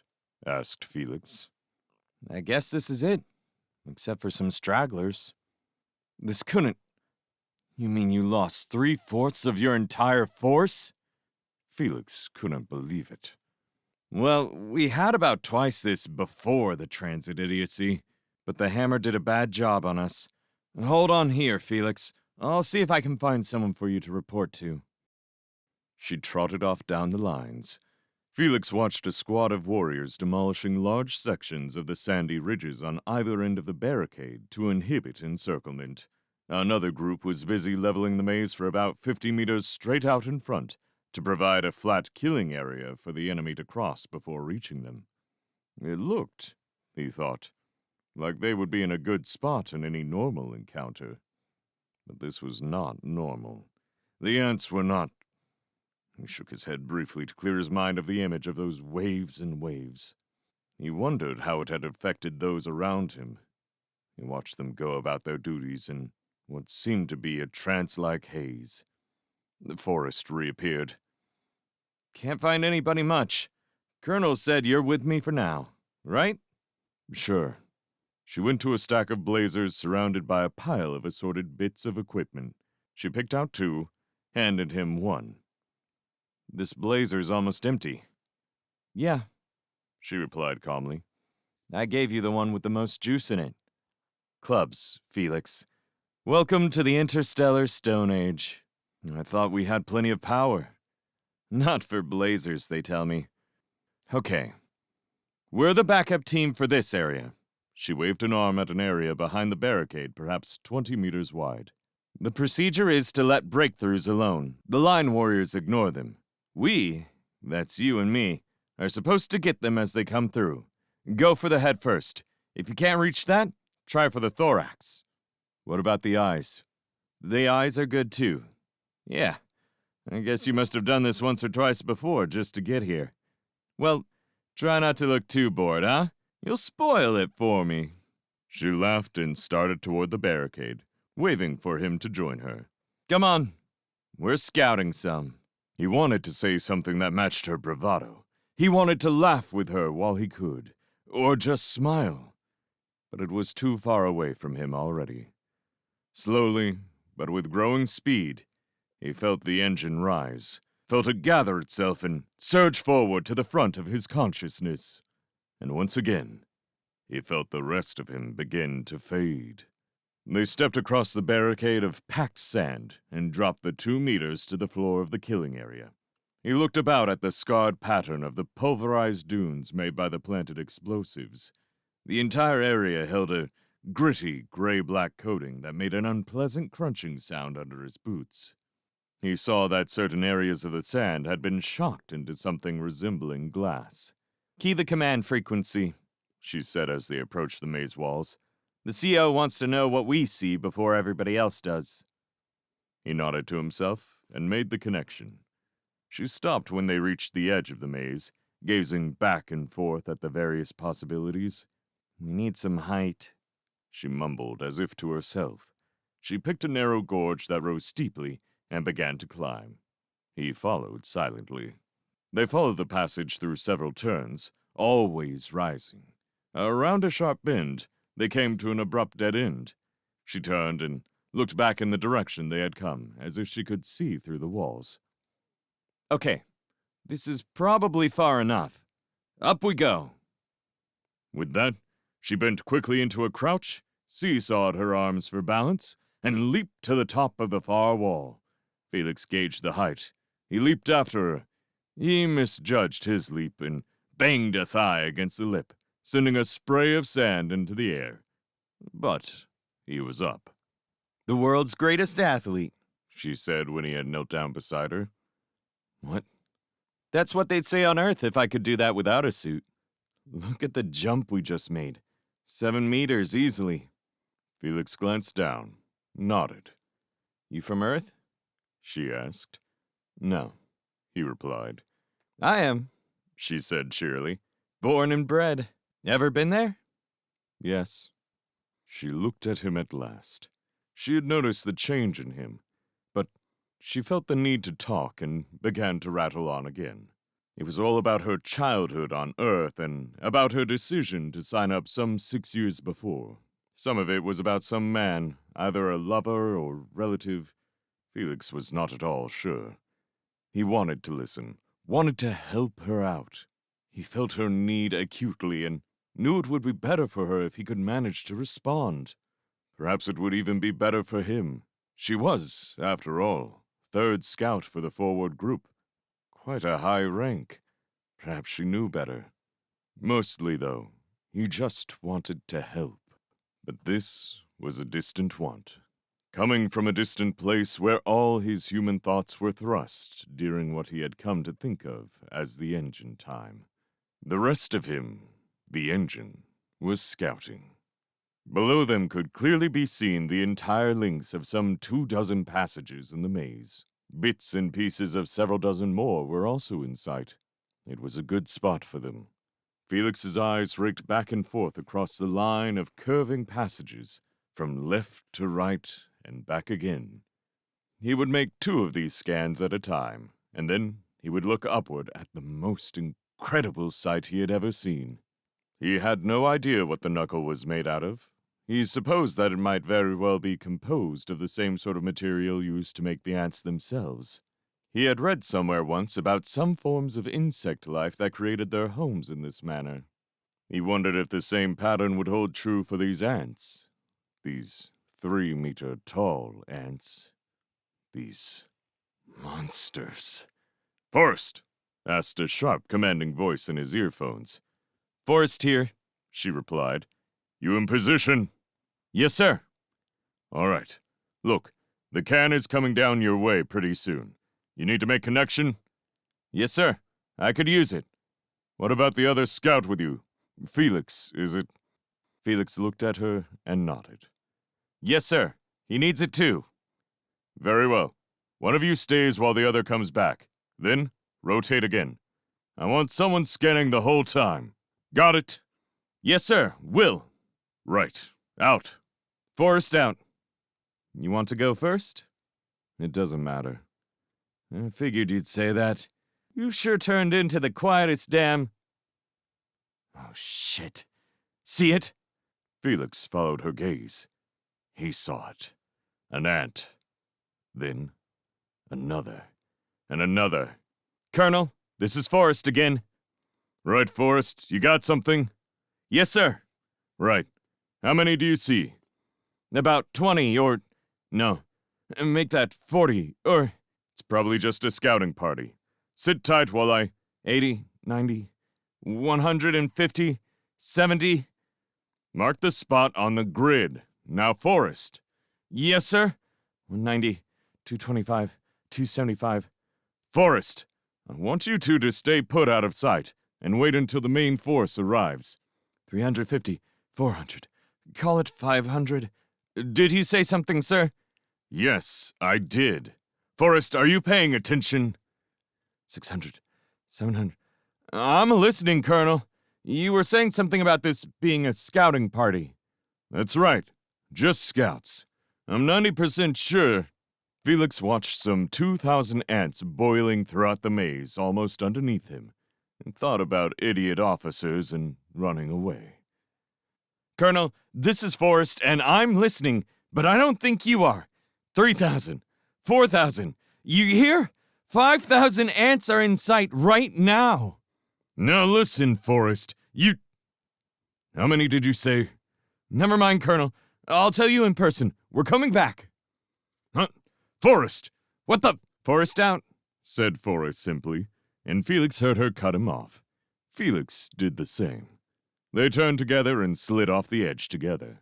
They landed easily on the floor of the cul-de-sac and began running back down the passage with Felix in the lead. He could hear her panting along behind him on the proximity band, could hear her mumbling something about that dumb fuck colonel, and he thought about how much he would have laughed if it had been funny.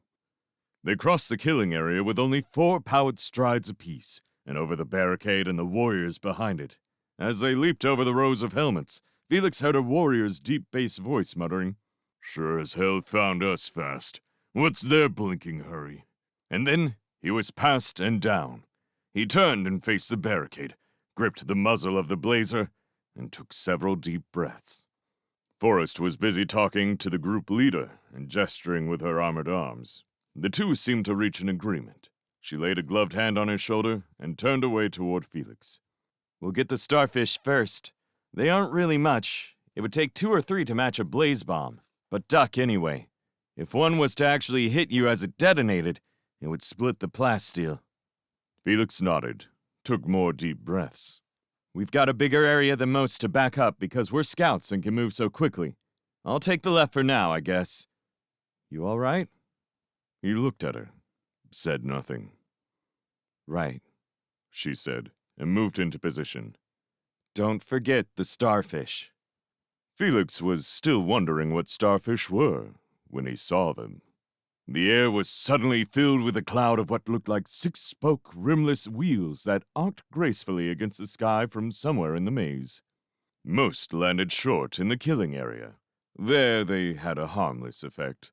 But several did manage to get over the barricade, and the sounds of the explosions were quite loud all of a sudden. There were some screams when it had stopped. Here they come! Felix lifted his helmet up. He saw the first wave. It had to be waves at first. The tight passages of the maze allowed little room for a full maneuver. Instantly, the warriors began to blaze away at the open mouths of the tunnels. The bodies of the ants began to pile up, and for a fleeting instant, Felix thought they would get them all by killing the handful that could squeeze through effectively. Then, a full wall collapsed in a rush of sand and dust, and then another. And then there was a single line of scurrying, swarming ants coming at the barricade. The bodies began to pile up on the killing area. Different piles began to swell until it was all one long, wide pile. Then, that pile began to swell and move and flow closer and closer. With astonishment, Felix counted 5,000 dead bodies in his section alone. Thousands and thousands. The ants made no attempt to protect or shield themselves. Only 1 in 5 carried blasters, and those were ineffective at that range. But still, they were advancing. Closer and closer. There were just too many targets. Within moments, the mass had reached the barricade, and from there, it stretched straight back into the openings of the maze without a break. The human Felix was stunned, awed by the sheer immensity of such numbers. A tiny thread began to well up, the only sane reaction. The engine, unsane, ignored it all. Instead, it leaped forward and drove the muzzle of the blazer into the left eye of the first ant to break through. Without waiting for effect, he turned and slammed an armored forearm into the thorax of an ant that had lost a claw in its rush. And then there was another to the left, 2 to the left, and then 1 to the right. He swung the blazer, slammed it against enemies. He drove plasteel fists into eyes, alongside great staring skulls. He killed, rupturing and splintering exoskeleton, bursting those globular eyes, ripping and tearing limbs from their sockets. He killed, and again, he killed. He grappled a midsection, twisted about, and flung the ant back over the barricade. He turned to meet another, and heard a click as the CO's override cut in. Down, everybody, down! Bombs now! Repeat, bombs now! Felix ignored the ants around him and dropped full length into the sand as 200 blaze bombs flew high and deep and landed in the center of the killing area. The explosion, even with automatic mufflers, was deafening. Felix started to rise. Someone shouted at him to hit it again. He hit it, just as the remaining warriors turned their fire inward toward him. The blazer fire scorched the air over his head, slicing the relative handful of ants around him that had gotten through. It lasted only a few seconds. All clear, said the CO's voice. Slowly, Felix rose, saw everyone had stopped firing. All seemed to be relaxing. He stood and stared, dumbfounded, past the barricade. Dead ants, or rather pieces of dead ants, covered the entire killing area. Not a single living enemy was left. Instead, there was a twitching, squirming mass of crushed and burned ectoskeleton that stretched all the way to the mouths of the maze. The height of the stack brought it to just under the lip of the barricade itself. Forrest stepped up to him, gesturing over her shoulder at the carnage with a plasteel thumb. "Ain't that something?" she said in a wry tone. She clapped him on the shoulder, turned away, and looked over the sight. He heard the beginnings of a dry chuckle. And then, abruptly, she sat down. For a few seconds, she didn't move. Then, she looked up at him and gestured for him to sit beside her. On impulse, Felix obeyed. He peered hard at her face shield, at the vague outlines of her face. He had expected her to speak again. Twice he thought she was about to.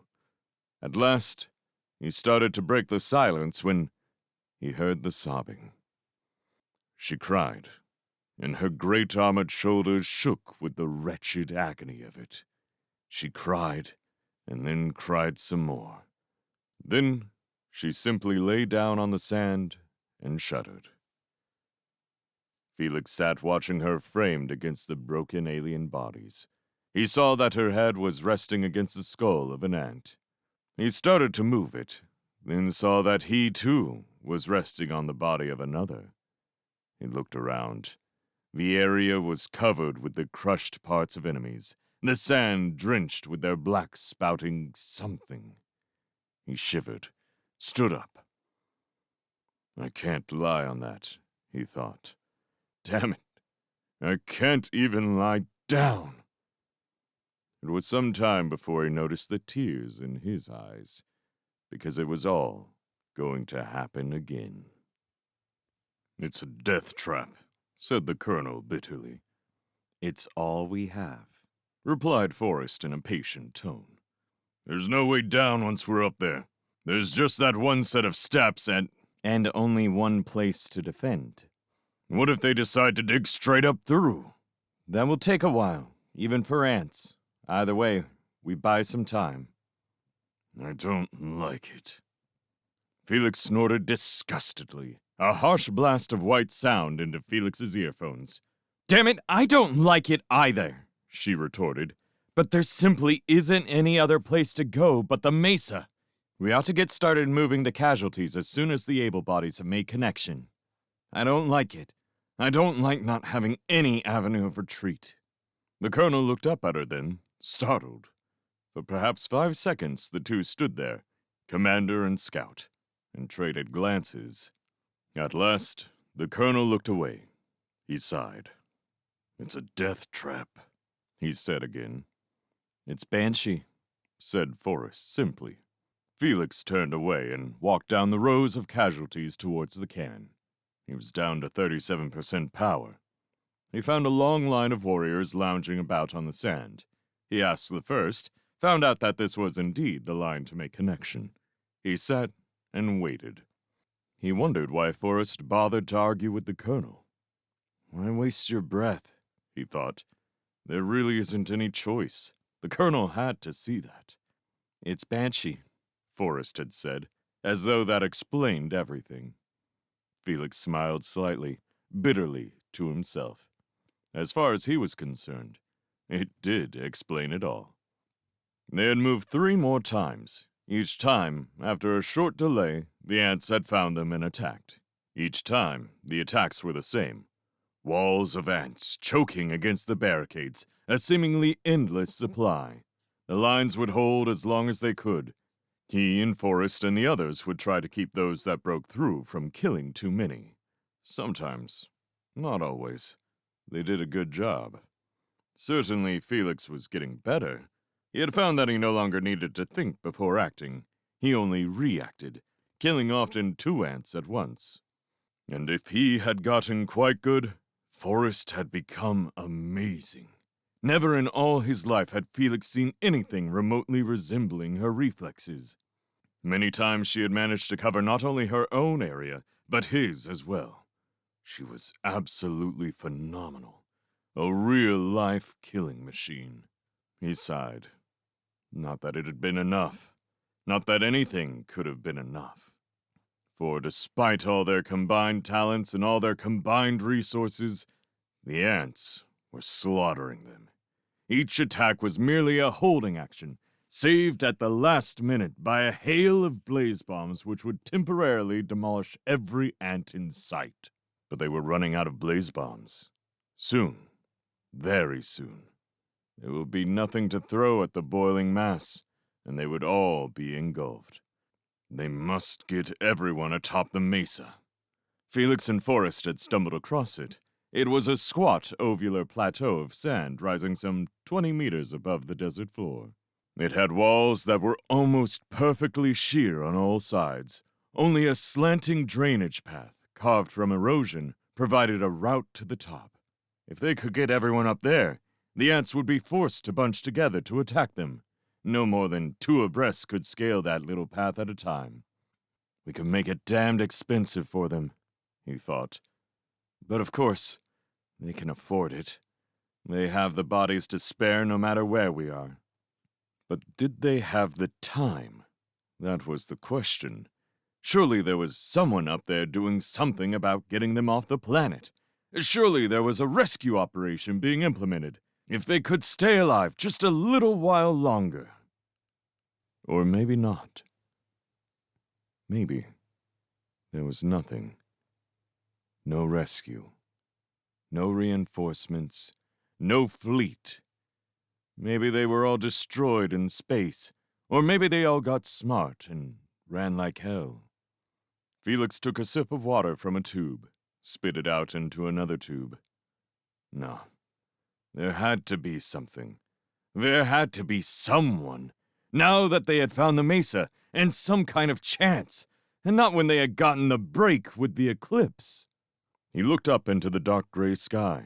The entire section of Banshee was currently in darkness. It was not full nighttime, more like dusk or dawn. Still, the effect was similar. It had become, even for Banshee, very, very cold. It didn't bother warriors who could see in the dark with their suits and fight in absolute vacuum. But it, apparently, got to the ants. They had obviously been slowing down. Their movements, never graceful, were now almost ridiculous. They had become parodies of themselves with jerking, puppet-like gestures and slow-motion running. It helped a lot. No, they had to be coming to get them. It couldn't all be going for nothing. Not now. Not with the Mesa and the cold. Someone tapped him on the shoulder. It was the warrior who had lined up behind him. Felix followed the pointing armored finger and saw that the line had moved along several meters while he was daydreaming. He got up and walked over to join the others. As he sat down, he heard the warriors in front of him, all male, talking on proximity band. Not like real night at all, you see? It's just the eclipse. The place has got 4 moons, you know, and it's... What do you mean it ain't night? Looks like it to me. Not to me. Not dark enough. Give it a little while. It'll get darker. No, it won't. It'll get lighter. It's just an eclipse, like I said. Well, that's just like this blasted planet. Earth has eclipses. Got ants too, but I wouldn't rightly compare 'em. Hey, look here! It's our scout, said the one closest to Felix. You are the one, ain't you? Been working our end of the barricade last couple of fights? Felix nodded. Gotta be him, Obel. There's only 2 scouts. This one and Forrest. What's your name, Scout? Felix. Hello, Felix. I'm Bolov. That's Yin and Obel. Felix nodded at each of them. Yin's the Colonel's aide. He was just telling us the latest. Yeah, said the one called Obel. What's gonna happen now? Forget the rest of that eclipse crap. Well, began Yin. Felix already knows. He and Forrest found the place where we're moving to. The Mesa. Ah, shit, said Obel. We're moving again. Felix nodded. The Colonel agreed. Yin laughed harshly. What choice did he have? Just after you left, he began to get down to it with the staff. Gonna be as soon as everybody hits the can. What's this Mesa? Asked Bolov. It's a big hill with only one way up. We're gonna hide up there and make the ants come and get us. What about the wounded? We got more than 300 warriors that can't move on their own. We're gonna have to carry them up there. Obel snorted. What happens if the ants come in the middle of this? That's what the Colonel was worried about. But his flank figured a way. Seems there's 2 sets of kinda steps up to the top of the Mesa. We're gonna move everybody halfway up first. Then we can take a little more time moving them the rest of the way up. What happens to the ones waiting on the steps? It gets tricky there. Colonel's gonna ask for volunteers to defend the steps just below the landing while the rest of the moving is going on. Oh, yeah? Began Obel. Count me out. What's the matter, Obel? Asked Bolov sarcastically. Don't you want to be a hero? Fuck it. You volunteer. Like hell. This looks to me like the kind of deal where Somebody always gets left behind. They got anybody yet, Yin? Just Forrest. She's volunteered for this? Hasn't she had enough? She's had more than enough, if you ask me, replied Yin bitterly. And she didn't volunteer. Colonel just put her in charge of getting volunteers. He volunteered her himself, huh? That's about it. She was mad as hell, too. She said, "I didn't volunteer for anything, Colonel." And then he started the same old shit about needing only the best warriors, and how she's the best around, and how she owes it to her fellow warriors, and... That's enough, groaned Opal. I know the rest. That's what Forrest said, too. Said she didn't want to hear it. Walked away from the son of a bitch. But she's gonna do it, isn't she? Asked Bolov in a tired voice. Yin nodded. Equally tired, he replied, "Oh yeah, she'll do it. She always does." Stupid woman, offered Bolov. She's gonna let that colonel kill her yet. She's gonna let that colonel kill her yet. Him or somebody else. Seems they always find a way to stick it to her, said Opal angrily. Every shit duty that comes along, they ask for Forrest, added Yin. Why? Asked Felix, suddenly interested. Why does she have to always get those duties? Bolov exchanged glances with the other two. He shrugged. She came in second. Yeah, said Yin. If she'd won, she'd be the one floating from star to star, making demonstrations and meeting the rich and famous. Instead of Kent, added Opal. The three men nodded in unison. It had meant nothing to Felix. What are you talking about? Second at what?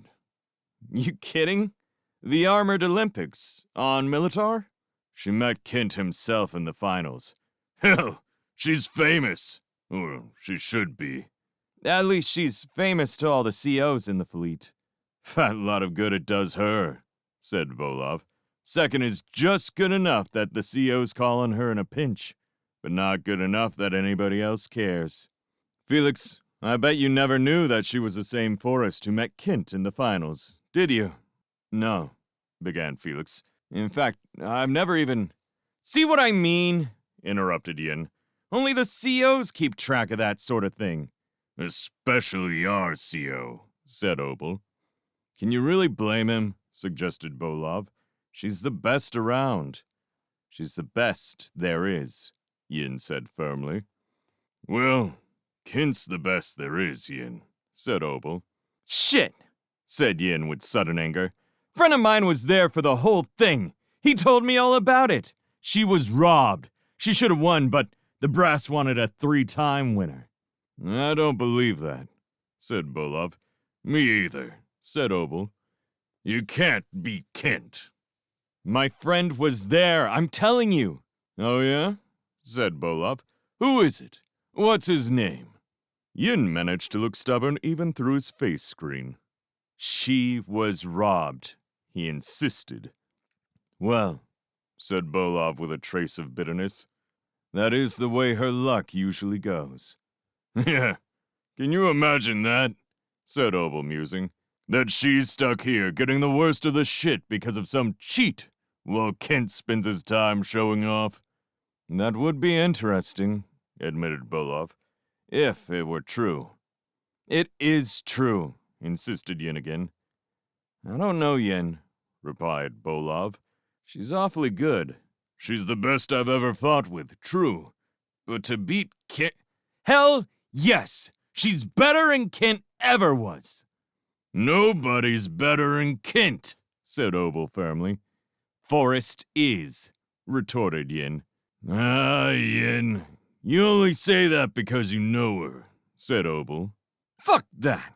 She's the best, replied Yin. He looked at Felix. What do you think, Felix? You fought with her. Right with her. You think she can beat Kent, don't you? Kent who? All three stared at him. Kent who? Nathan Kent. Who else? 3-time Class 1 Armor Champion Nathan Kent. Never heard of him. They stared at him. You're kidding. You've never heard of Nathan Kent? Asked Bolov. Where have you been? Asked Obel. Out of touch, I suppose. Where you been posted? Were you a star probe or something? Asked Ian with a laugh. No, replied Felix seriously. Nothing like that. What were you?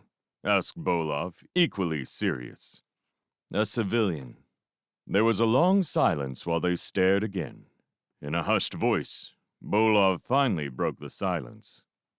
Felix, he asked slowly, how long have you been in the fleet? 9 months. 9 months? You're a greener? Asked Yin, amazed. What's that? He means, added Obel quickly, is this your first drop? Felix nodded. This is it. Holy shit, breathed a stunned Bolov. On Banshee. But you're a scout. How could you be a scout? Obel wanted to know. I just drew it. I don't believe it, said Obel with finality. That sort of thing just doesn't happen. It might, suggested Bolov quietly. They needed a lot of people fast. This is a full-scale war, after all. But scout duty? Wailed Obel. For a man with less than a year? A greener? How long have you guys been in? 8 years, said Obel. 9 years, said Bolov. 5 years, said Yin. It was Felix's turn to be amazed. You mean this is your career? Hell yeah, said Obel. So you've done this before?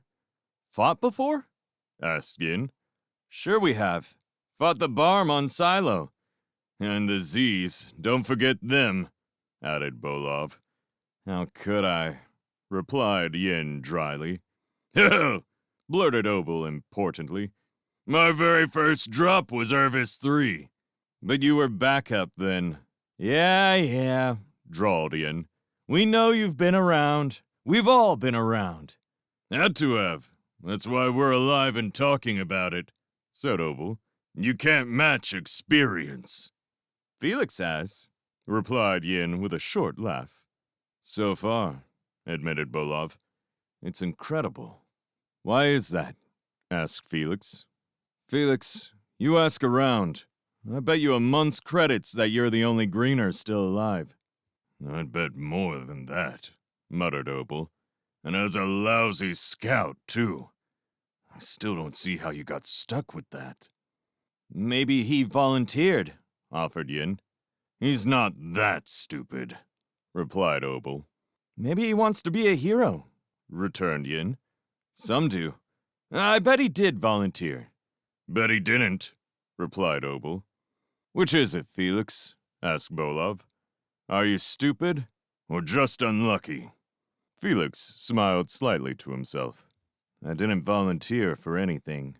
You volunteered for the goddamn war, didn't you? Prompted Bolov. Yes.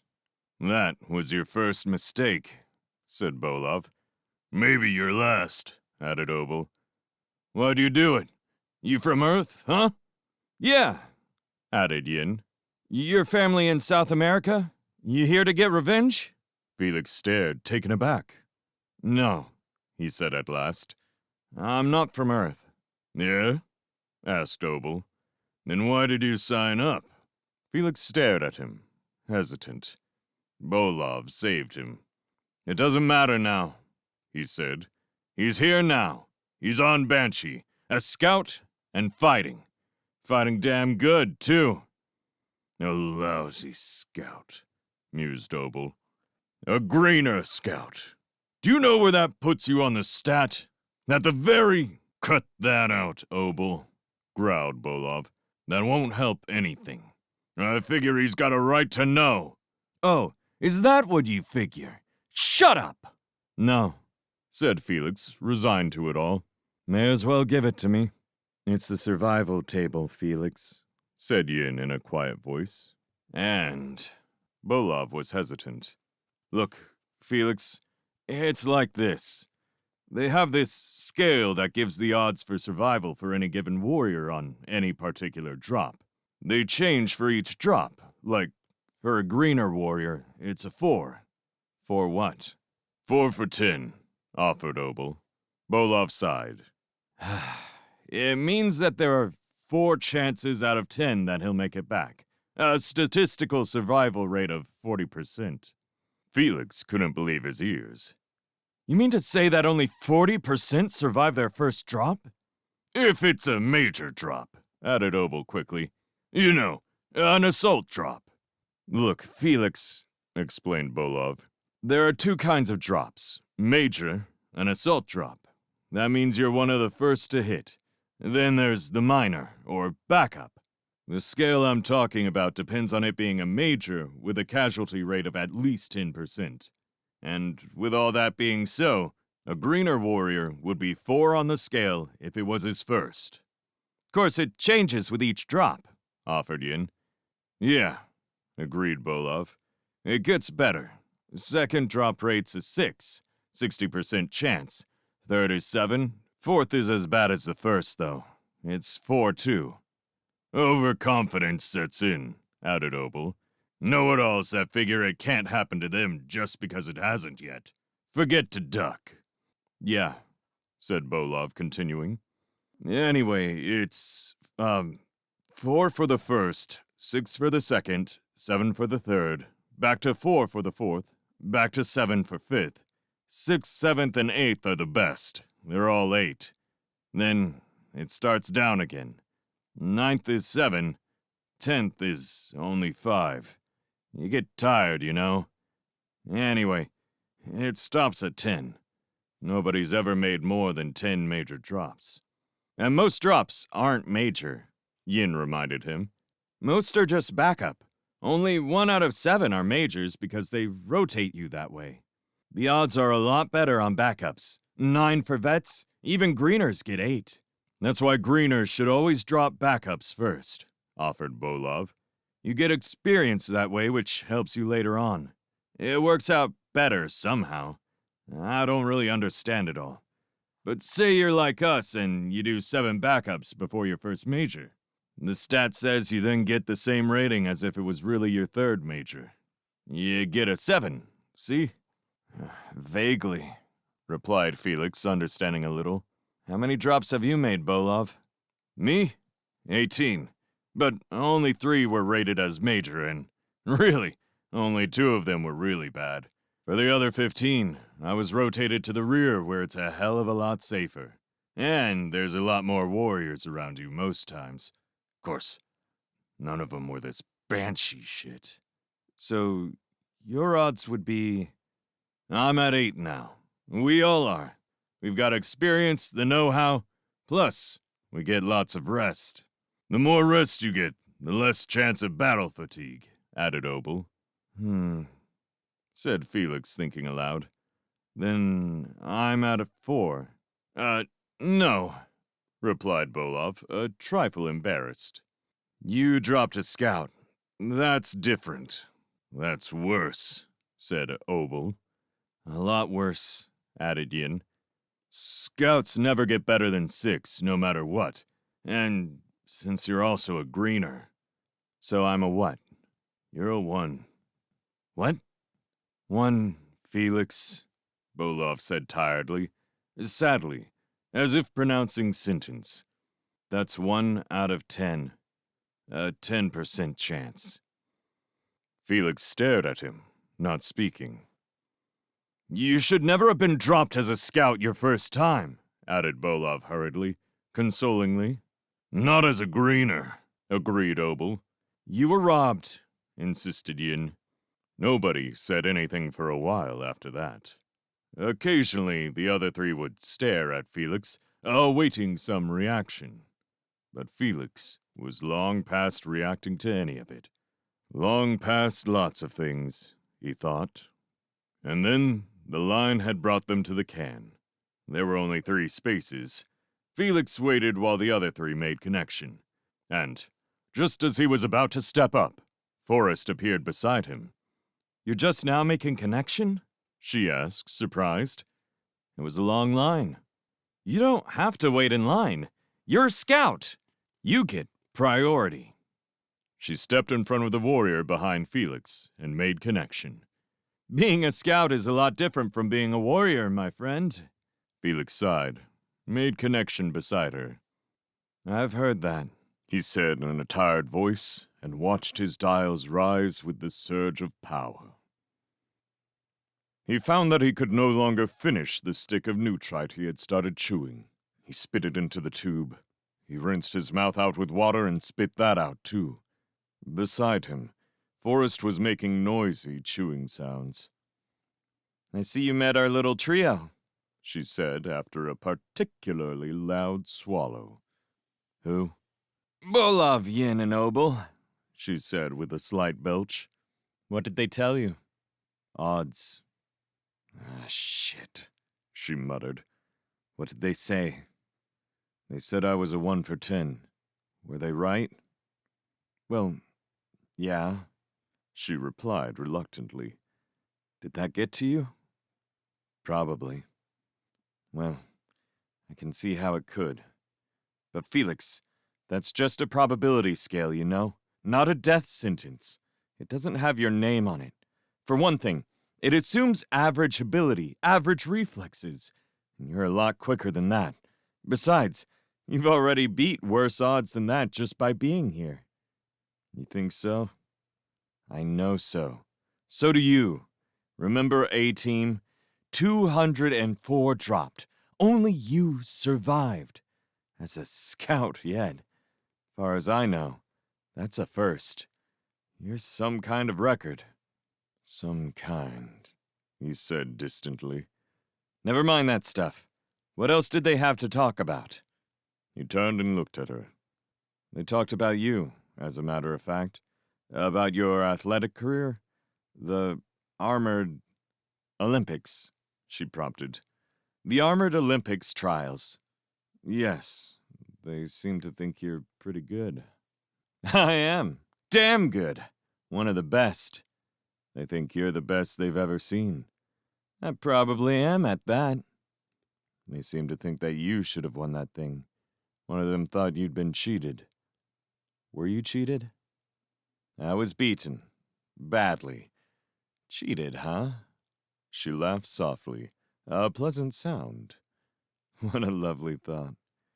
Felix, I was never really in it. He slaughtered me. He? Kent. Nathan Kent.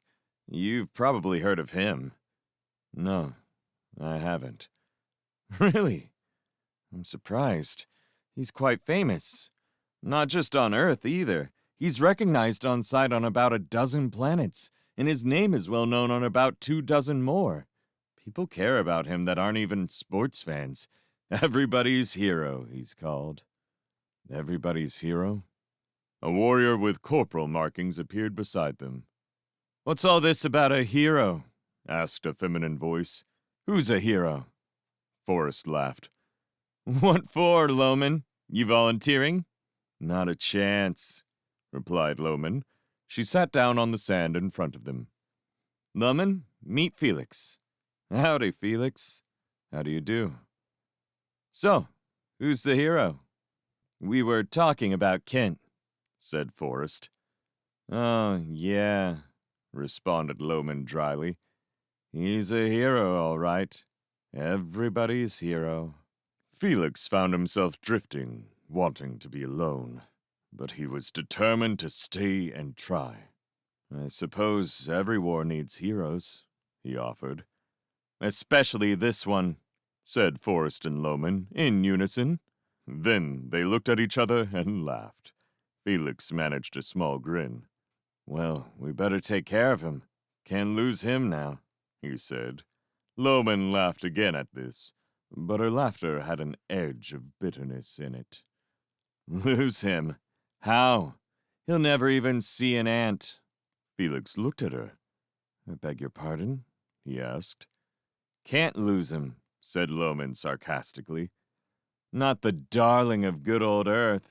Hell, if something happens to Kent, the people back home are liable to figure out that we aren't invincible, like the politicians have been telling them. No, they'll be real careful with Kent. Treat him like a newborn baby instead of a warrior. That's not fair, Loman, said Forrest quickly. He's doing his part. Really? By staging more phony demonstrations while people are getting killed? He's not a warrior anymore. He's a joke. He could tear you in half with 10% power, said Forrest evenly. Sure he could, snapped Loman, undismayed. He could wipe me out. But ants are the enemy. What's he done to them? Where do you think he is right now? He's so far away, he couldn't see Banshee with a star probe. I don't see why it should bother you, said Forrest. Oh, yeah? Retorted Loman. Then, suddenly her voice became gentle. Well, what I'd like to know is why it doesn't bother you, Forrest. You did pretty well yourself, but all it gets you is the dirty jobs. Doesn't it bother you? Don't you ever wonder why you're stuck here, about to die, when the warrior with the best odds for survival in the fleet will never get a bruise? Just because somebody decided he was gonna be our symbol. Somebody didn't decide. Everybody decided. Or maybe he decided it. He is the best, you know. I know, snapped Loman. That's the point. Loman, said Forrest patiently, do you really think he has any choice about where he's sent? Do you really think he's a coward? No, of course not. But just the same, I'd like to see him make a drop. Suppose he did. We could all say, looky there! He's just a regular warrior like the rest of us. Would you like that? Yes. Would you? Would you really? I said yes, snapped Loman. Fine, said Forrest, sitting up straighter. Felix noticed that she had become quite animated all of a sudden. So you'd be happy for a while. But what if he bought it? What then? That would be pretty bad, wouldn't it? Of course it would be bad. I wouldn't want... You're goddamn right you wouldn't, retorted Forrest with a growing fervor. Felix looked at her. And you know why too, Loman? Because he's not like everybody else, and you know it. He's not. He is a symbol. He's everybody's symbol, and more. It's like he's the kind of thing that all of us put together to... He's the best of us, said Felix, reciting. The best of our best, the best that each of us will ever build or ever love. So pray for this guardian of our growth, and choose him well. For if he be not truly blessed, then our designs are surely frivolous, and our future but a tragic waste of hope. Bless our best, and adore, for he doth bear our measure to the cosmos. Ha! Damn! Shouted Forrest. That's it! That's exactly it! Where did that come from, Felix? Asked Loman, equally touched. Is that a prayer? Not precisely. It's part of a coronation ceremony. Coronation? Repeated Loman. You mean like royalty? Like a king? Felix wished he had kept his mouth shut, replied evenly. A king in a way. The title is guardian. It's beautiful, said Forrest. Yeah, agreed Loman. But what's that part about choosing? You don't choose royalty. Don't people just have to okay it no matter what? No, said Felix. They can refuse a potential guardian before he assumes the title. He was lost then, for an instant, in the past. In his youth, he continued, after a moment, fumbling somewhat. The other two seemed to sense his unease. Sounds interesting, said Forrest. Fascinating, echoed Loman. What planet did you say this was from? I didn't, replied Felix curtly, deciding, suddenly, to end it. There was a long pause while the other two exchanged glances. Finally, Loman broke the silence. You're a strange one, Felix. What are you doing here, anyway? Felix lifted his helmet and met her gaze as best he could through their two face screens. Fighting ants, he replied evenly. And what else? Loman wanted to know. Fearing ants, he added. said Loman after a slight hesitation. Well, I must be off. Nice meeting you, Felix. And she was gone. Forrest got up then, too, mumbling something about some sort of duty. Felix sat there alone and tried not to think, but, of course, could not help it.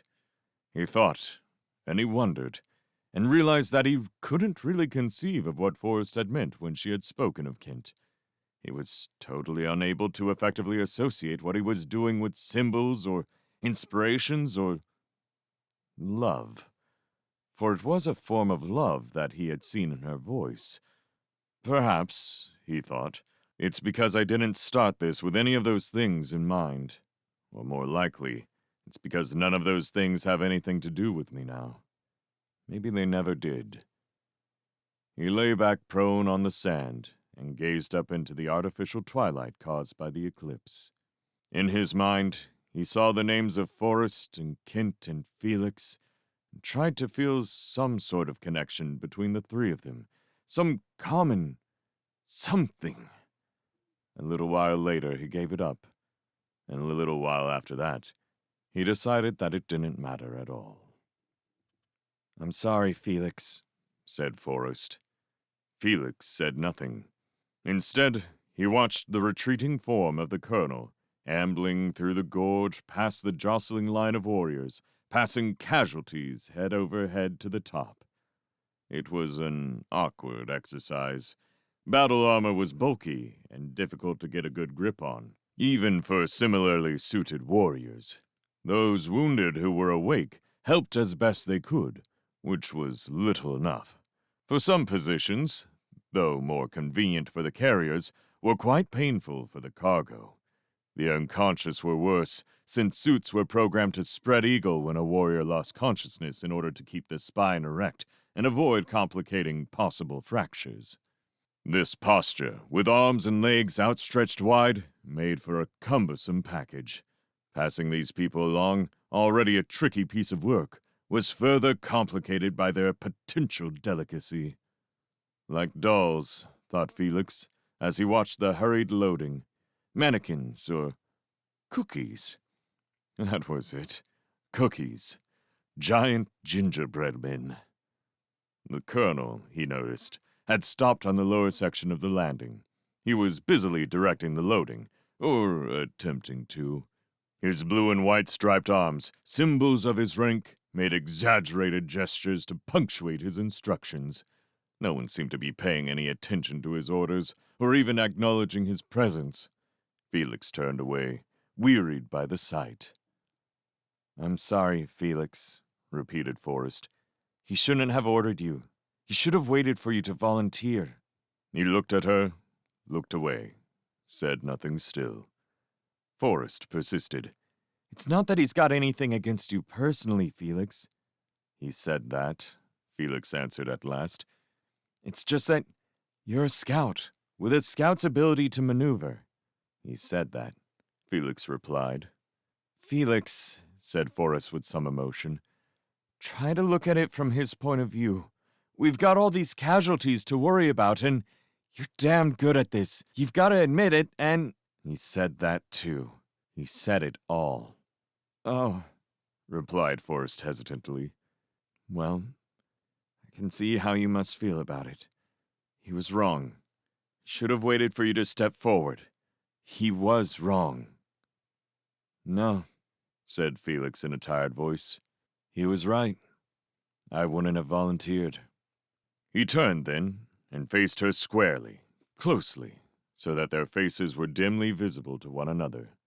For several seconds, warrior faced warrior, pragmatist faced fatalist, silently, eloquently. Yes, said Forrest at last, averting her eyes as she spoke. He was right. She turned away and started up the hill behind the last of the casualty bearers. Come on. I'll explain the procedure. Felix followed. At the halfway mark of the gorge, a broad, smooth-faced chunk of tightly packed sand formed a two-tiered landing of sorts. Forrest stepped from the gorge onto the first, lower section, and stopped. 6 warriors, evidently the actual volunteers, stood in a row, waiting. Felix eyed them curiously. "This is our station," Forrest began. "I figured they can only get to us in 2 ways. From the gorge directly, or by using that ledge there." She pointed to an outcropping of sand, which ran the lower length of the landing. "We'll try to hold them here first. If we can't, then we move up there to where they're loading. We only have one route to defend from there." One of the warriors stepped forward. "Why not just start up there?" he asked in a high-pitched tenor. Felix shrugged. "The CO wants us to try to stop them here, before they even get close to the helpless." "Figures," muttered another deeper voice. "Okay," said Forrest calmly. "If it gets to be too much, we'll move in a hurry. Just remember to keep the escape route open. Don't let anything get behind you." "Don't worry," said a third voice. "Maybe we won't even have to worry about it," offered the tenor hopefully. "It's still pretty dark, and it looks to me like they're moving them pretty fast." Yeah, said someone else. We might get lucky at that. Look at him up there. "No," said Felix coldly. "Not up. Look down." All turned to look in response to his statement. Below, the ants were streaming toward them from the edge of the maze. "Okay," said Forrest hurriedly. "You 3 get with Felix over there on the right side. Cover the ledge. And you 3, stay with me. We'll take the gorge. Get moving." Felix stepped over into position. He stood still and waited. The others in his group were considerably more animated. "Wish we had our blazers working."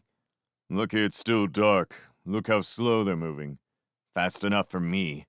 "Damn, I haven't fought 'em hand to hand before." "Just club 'em with your fist. Give 'em a taste of plasteel." "I don't want to encourage anything." There were several nervous giggles in response. "Shut up," said the engine firmly, and all were silent as they waited and watched. The ants streamed steadily up the gorge, with only one in the lead. Forrest, deciding apparently to take a chance, leaped down a few meters and clouted the lead ant on the side of the skull with the toe of her boot. The ant was caught off balance. It literally climbed upward into the blow. The right side of its skull caved in instantly. It slumped, twitching, into the path of the ants behind it. "Hot damn!" shouted one of the warriors beside Felix. "See?" said Forrest with a quick glance over her shoulder. "There's nothing to it. Get ready. Let's hurt him!" The warriors beside her took heart in her words and shuffled eagerly forward to help. They pounced on the ants as they appeared. One grabbed hold of a claw while another pounded awkwardly at the skull. That ant fell, and then another fell to Forrest's forearm, and then there was too much happening for Felix to continue to watch.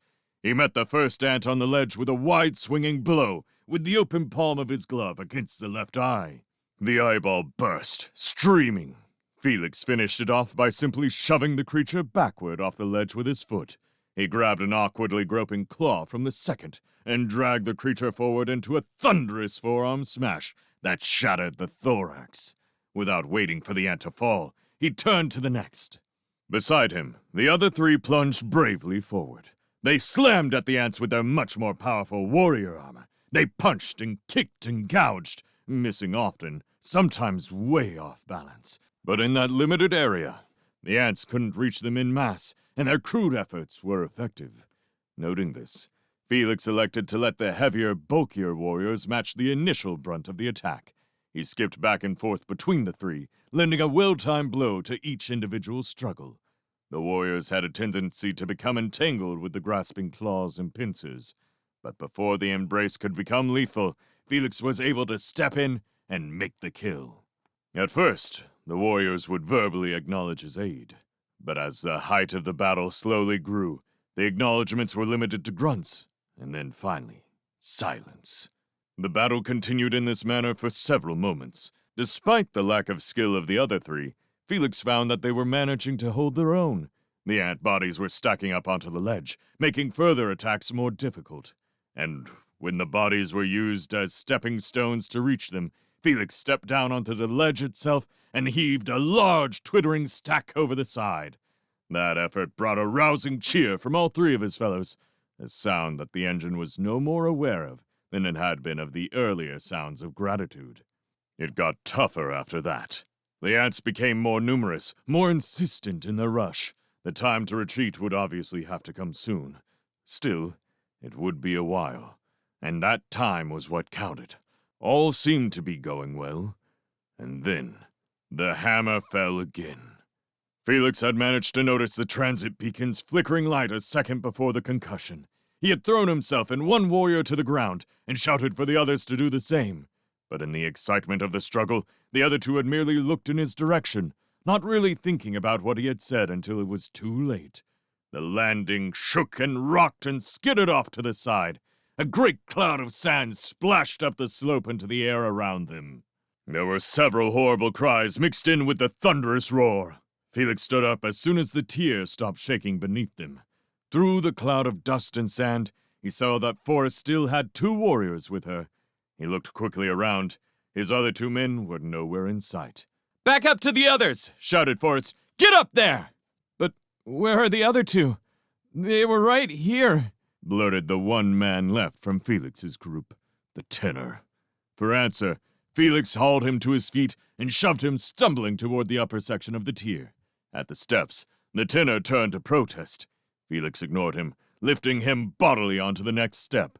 Forrest beside him was similarly hurrying her charges. "Move it," she urged in an icy tone. Then, "Oh shit!" as she turned back around to the edge.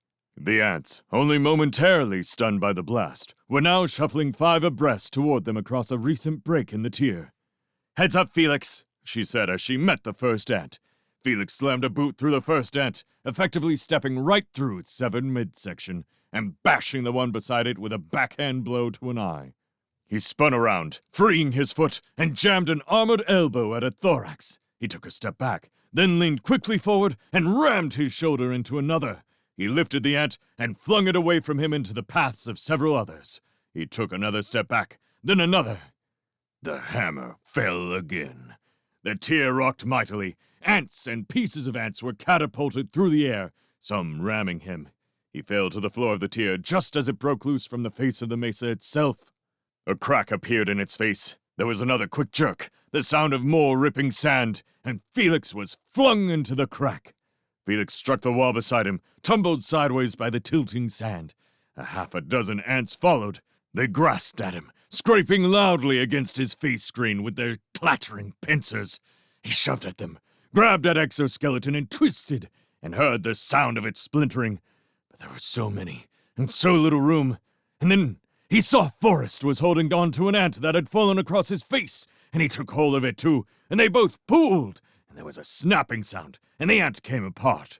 He struggled to his feet, felt the ground rumble beneath him. He held out a hand to Forrest, saw that she was engulfed by claws and skulls. Again, he grabbed one end, and she grabbed the other, and again there was that sound, and again, and again. And then they were suddenly alone in the crack. Both on their feet now, Forrest in front, as they tried to clamber out, and once again the hammer fell! The tier they had vacated tilted wildly, shuddered, and finally sheared loose completely, rolling and tumbling down the slope, crushing hundreds of bodies of the thousands of stunned ants that packed the gorge. Together, they grasped the edge of the upper tier and heaved themselves up onto it. "God damn it!" shouted Forrest breathlessly. She grabbed one of the able-bodied loaders who sat frozen, holding the floor of the tier for dear life. "Move it, goddammit! Move these people!" The warrior looked up at her, unmoving. Forrest cracked her open palm against the side of the trembling helmet. "Don't you hear me? Get moving! You too!" She added to the other loaders, each of whom had been likewise occupied with panic. "Who's gonna move these casualties?" she shouted, sweeping an arm toward the more than 100 who still occupied the tier. With painful slowness, the warriors began to react to her stinging words. They rose and grabbed at the injured and resumed their jobs. Forrest was unsatisfied. "Where the hell's everybody else? Where are the other loaders?" she wanted to know.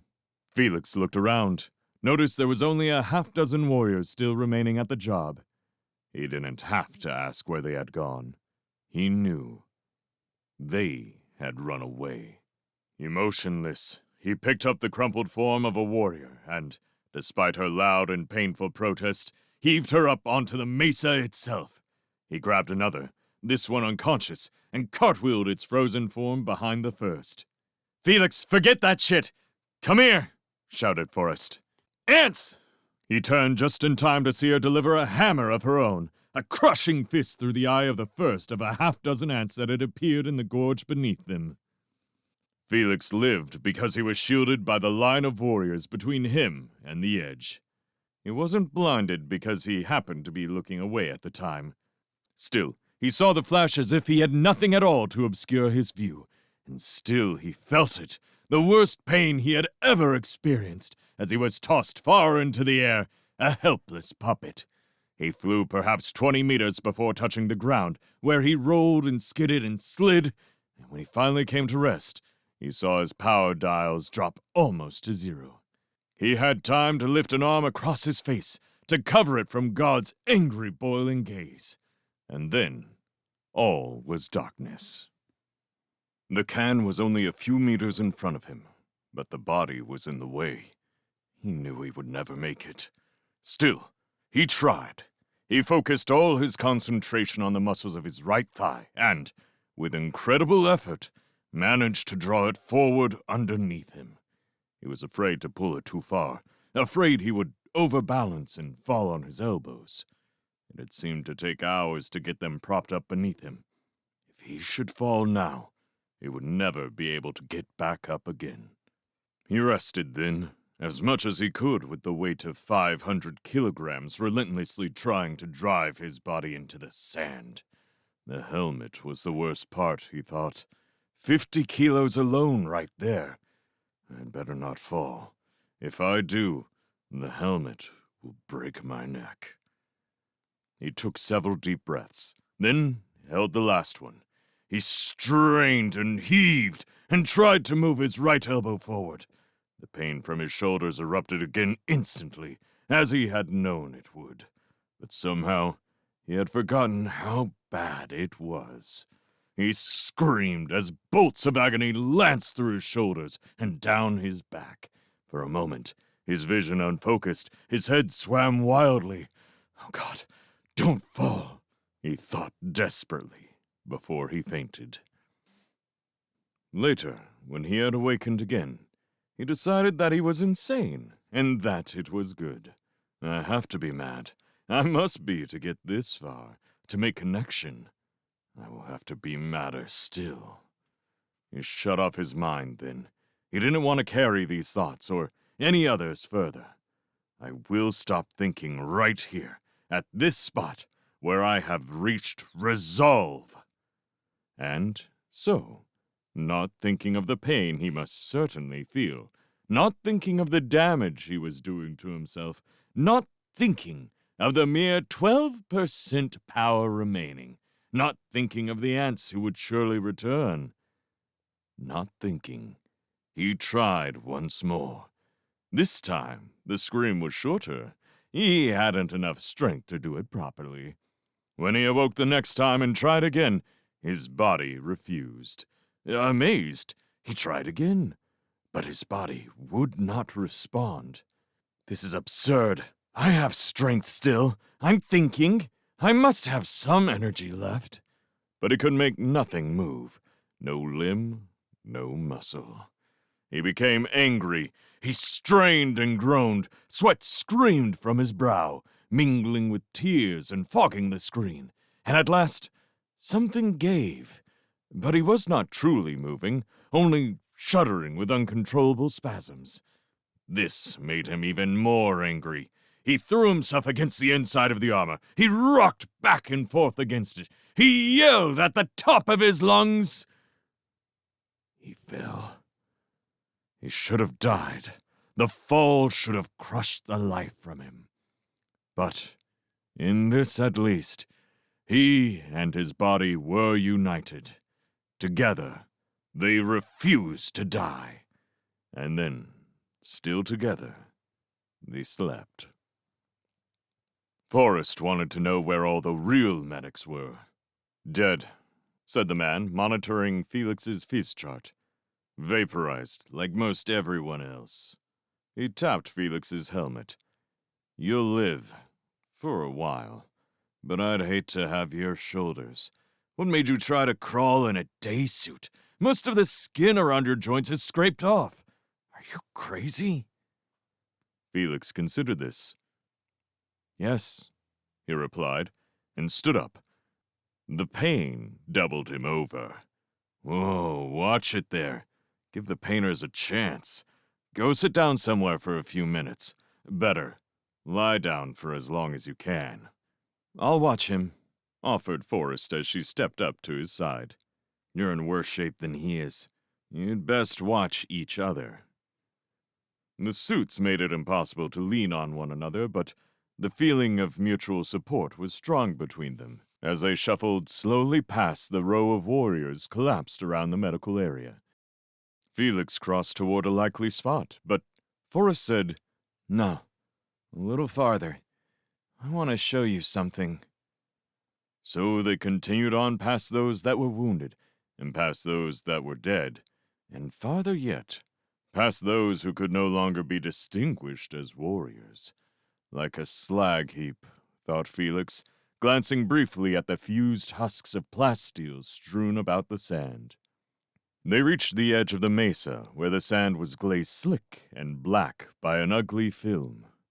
"Do you know," asked Forrest, as they gently lowered themselves side by side to the ground, "what thermonuclear means?" Felix looked around him at the hellish landscape. "I do now," he said. Only then did he notice the shiny newness of Forrest's suit. He looked down at himself. The black plasteel had been scoured clean by the same wall of sand that had flung him so far. "You noticed that, have you?" asked Forrest, following his gaze. She chuckled dryly. "Good as new." He smiled slightly, briefly. "Why did they wait so long?" "Who?" "The ants. They didn't do this. We did." "Us? I didn't know anyone carried atomic weapons." "Hell, we are atomic weapons." She swept an arm about her wearily. "A suit did this." "How?" "Overload. Somebody keyed every relay at once, and then tried to eject. Any warrior suit can do it." "I didn't know." "You aren't supposed to. No one is. It's a way to go that might be too dramatic to resist. Can you imagine what this would have done to the inside of a starship?" But still, what about accidents?" She shrugged, a bulky gesture. "Shouldn't be too likely. The odds against it happening randomly are enormous. Or so I'm told. Makes sense. Some suit functions would be contradictory to others. Who would key every one of them at once and try to eject at the same time?" "Somebody did. Martinez did." He looked at her. She returned the look, glanced away. "I found out about it at the Olympics. Sounds silly, I know, but there are a lot more things a suit is required to do in competition. When I qualified, one of the wardens took me aside and warned me." "And Martinez?" "Martinez was there, as a yeoman. He must have found out somehow. Sounds like him anyway. Crazy guy, Martinez. We got in a lot of trouble together. See, we were bunked in the same tract, right across from the quad from each other." She stopped talking suddenly, then sat up and began to cough. It was a horrible, choking sound, the sound of something terribly, irrevocably wrong. Felix moved toward her as she slipped down again, still coughing. She tried to reach her panel, but failed as the spasm intensified. "Painter! Key! Painter!" she managed to gasp. He picked up her left forearm, found the panel. He fumbled with the keys from his opposite perspective before locating the switch and activating it. Slowly, too slowly, her coughing subsided. He leaned close to her and waited for her eyes to open. When they did, she smiled at him. It was not a smile that he would have wanted. It was wistfully sad, heartbreakingly tragic. "I don't blame, Martinez, she said at last, being carried off by those bloody... I'd do it myself if a scout suit had the capacity. She noticed his position, still looming over her. Don't worry, Felix. It's not as bad as it sounds. He nodded, sat down beside her. They both knew she was lying. For a while, there was no sound but the uneven rush of her tortured breath against her microphone. Then she rallied a bit, managed to speak. Poor Marty, she began, but choked it off quickly when she heard the break in her voice. Felix winced when he heard her stifling sobs, surprising himself. Why be surprised, he thought.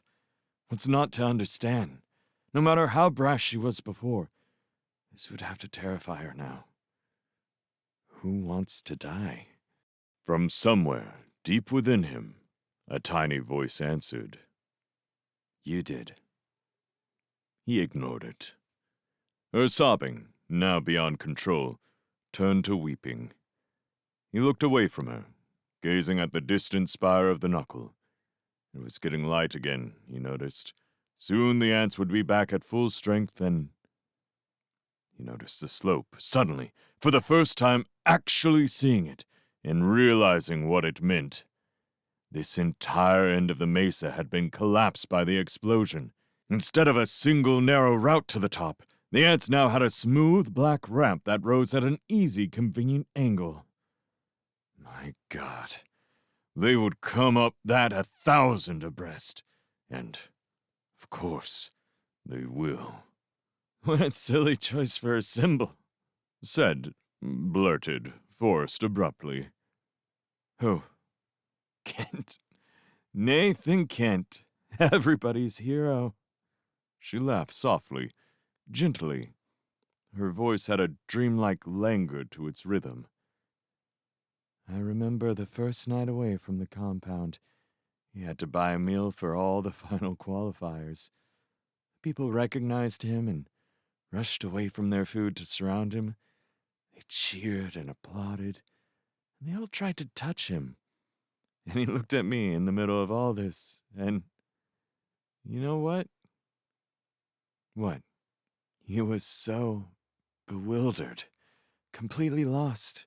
And later, we talked, and I knew he felt bad because he hadn't known what to do or say. Oh, he was charming enough. He couldn't help that. And funny, too. He made everyone laugh. But he wasn't. It's just that they wanted so much from him, and he wanted to do it for them. Wanted to be a certain way for them. But when he tried to be what he thought he should be, it came out as rudeness, like some sort of arrogant. He was shy. She moved to change position, he thought, but he saw her key another painter.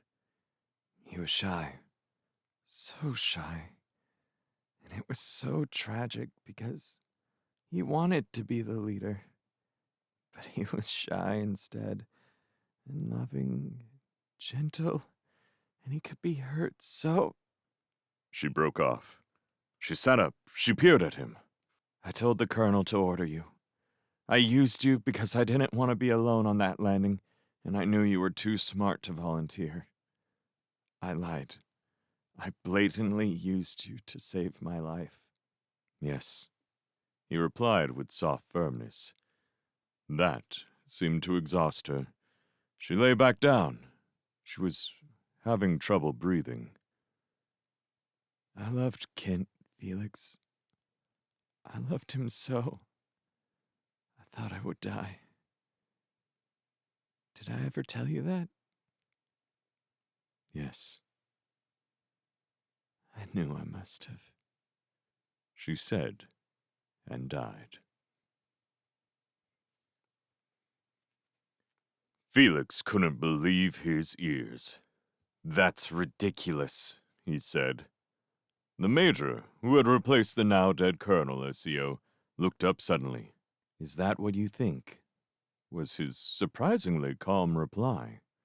Felix noticed that the other members of the command staff were also watching him. He ignored them. I have no command experience, he said. This is my first drop. Your first drop, repeated the Major idly, as if even then he couldn't believe it. Yes, I had heard that. Remarkable. Felix peered quizzically at the Major, at the others, wondering why he couldn't seem to get through. Get someone else, he said abruptly. There isn't someone else, said the Major. All your officers are dead. Get a non-com then, persisted Felix. A sergeant. No. Don't say no. Just do. No, said the Major flatly, his voice now carrying an edge. Why not? Why can't you just?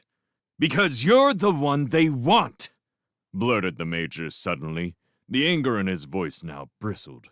What? Asked Felix, equally angry. Who wants? The warriors. Your warriors. Felix was disgusted by this. They don't even know who I am. Not your name, maybe, but they do know who you are, and they want the scout. Felix stared at the Major, at the others.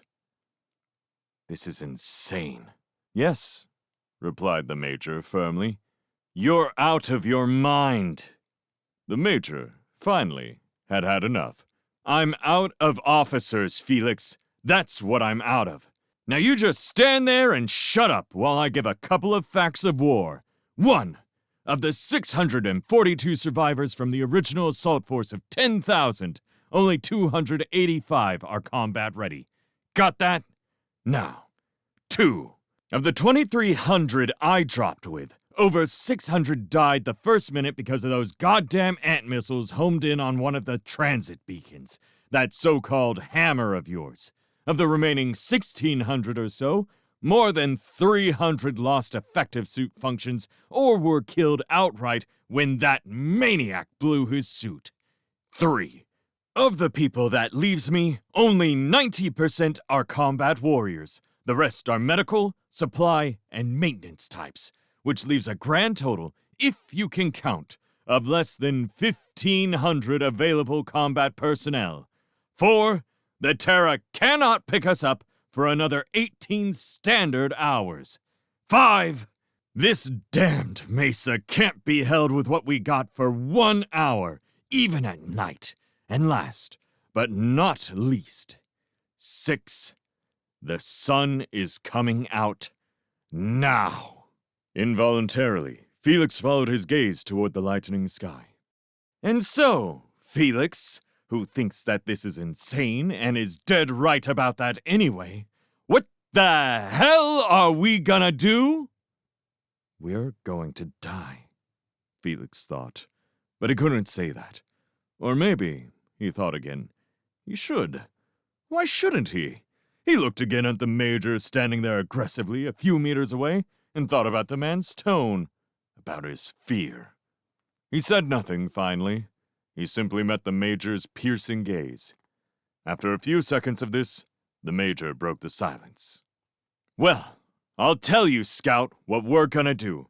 In less than 1 standard hour, we will assault the Knuckle en masse.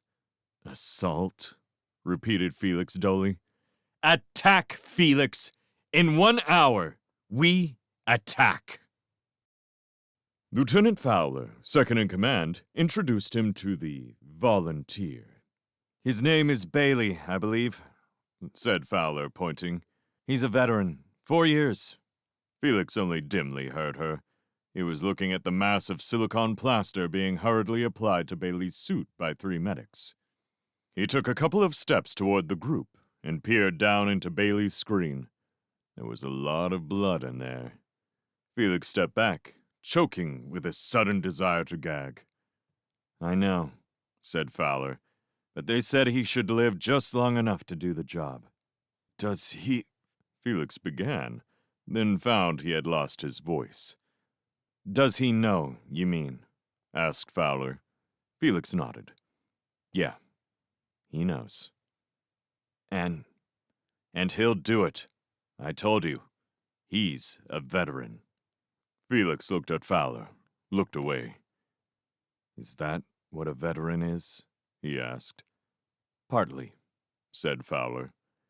Felix, for no clear reason, nodded again. "Come on," said Fowler brusquely, her voice returning to a businesslike tone. "It's time to show you the target." Felix followed her back to the circle of officers that served as command center. They passed hundreds of warriors preparing to travel. "Have a seat," offered Fowler, "and key your input relay. I'll show you the picture." Felix sat, keyed the proper key. After a brief pause, his hollow swelled, and the three-dimensional topographic chart of the knuckle appeared transmitted from Fowler. The view was of the knuckle's southern face, the side closest to the position, at a distance of perhaps 700 meters. Fowler's disembodied voice began to narrate. "This is from about the center of the maze. Rather imposing, is it not?" Felix grunted in response. The viewpoint altered. "This is from the nearest edge of the maze. Notice the sides still appear smooth." Felix already had. Like a sculpture, he thought, gazing at the apparently sheer sides that seemed to have poured upwards from the sandy soil. It was as if it had been molten ore at one time. How else could the smooth-sloping texture be achieved? The scene changed again. Now he could see the various sloping folds at the base, and something else. A black ovular hole less than 20 meters above the ground, and partially obscured by a vertical ridge. He stared at the ridge.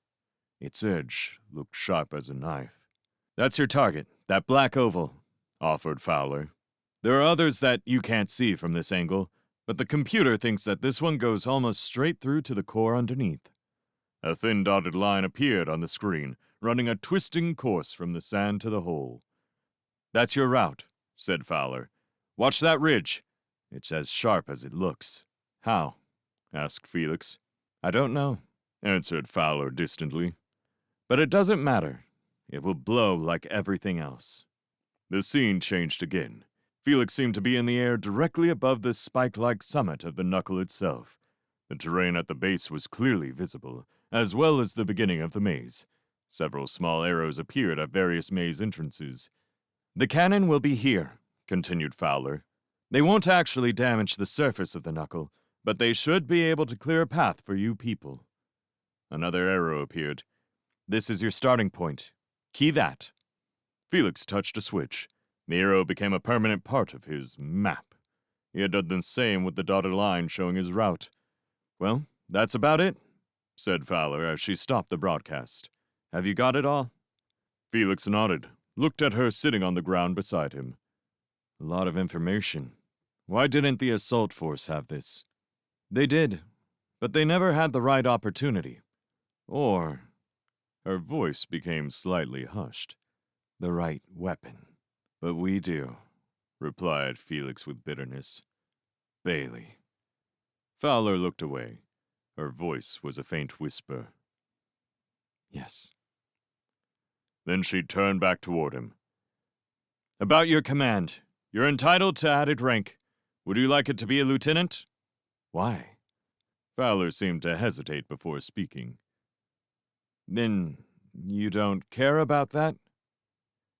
Felix thought about it. "No," he said at last. Fowler hesitated again, then slid closer toward him on the sand conspiratorially. "Felix, don't worry about the command part of it. We found a vet to organize your bunch. He'll take care of most things. Just tell him what you want, and let him do the ordering." "What's his name?" "Bolov." Felix almost laughed. "Anything else?" "Not that I know of, unless you have questions." He stared at the distant spire of his destination, almost completely obscured by a rolling cloud of sand. "Just one question." "Why you?" prompted Fowler. "Yeah," said Felix, his voice cold. "Why us?" She breathed a long sigh into her mic before replying. "Felix, who would you use? The rest of us just got here.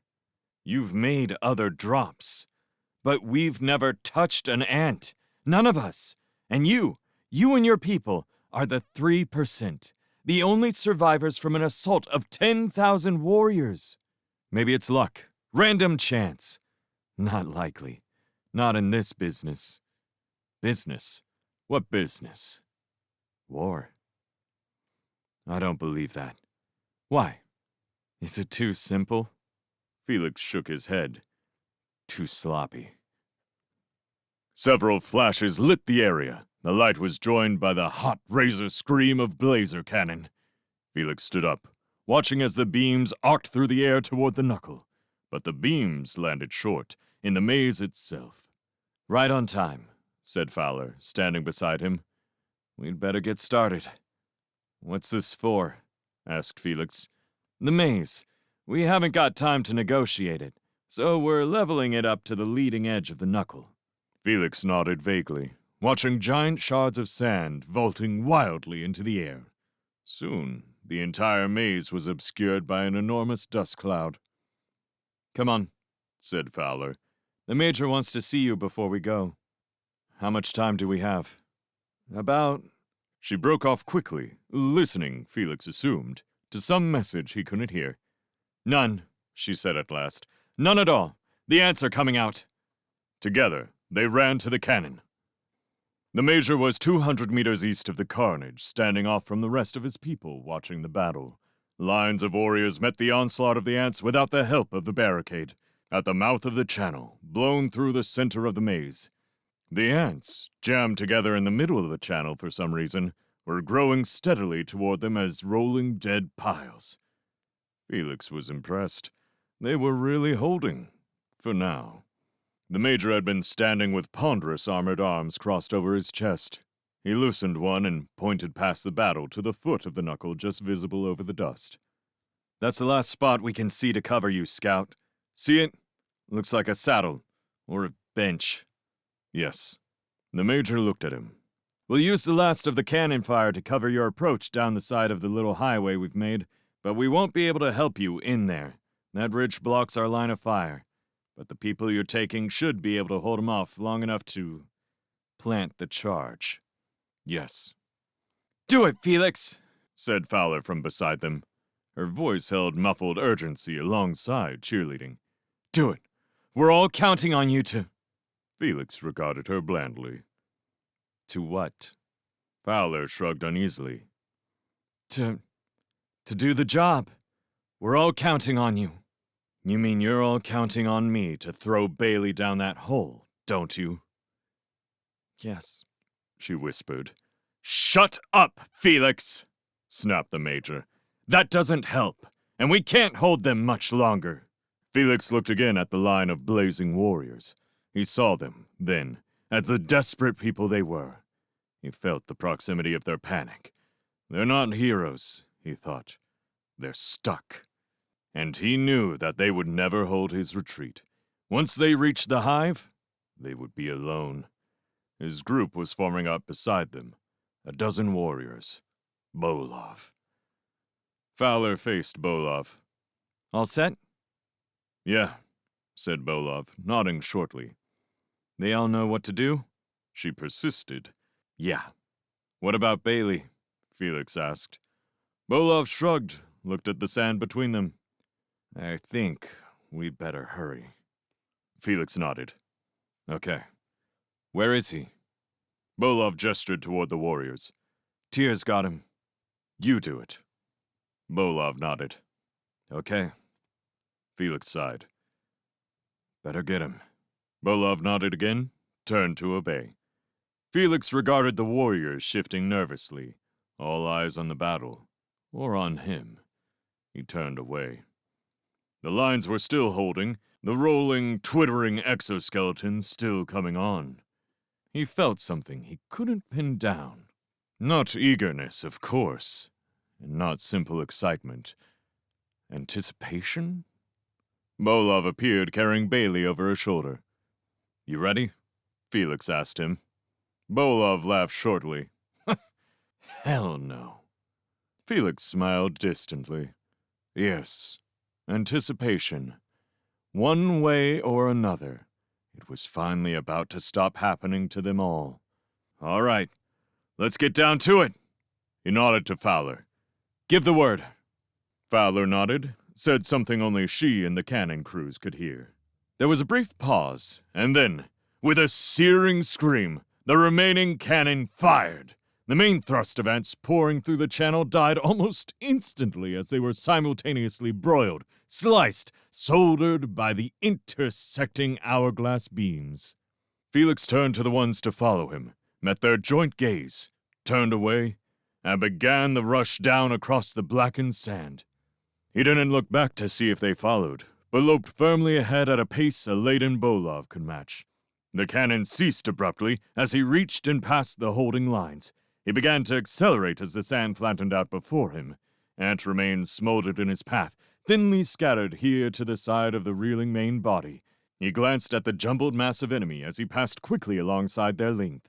He was drawing no obvious surge. He chanced a little more speed. He was almost to the next section of maze, and cover, past the last lines of remains, before he looked back to the others. They were right behind Bolov in the lead, stumbling up the slope. Felix kept running, deftly avoiding the smoking ant refuse.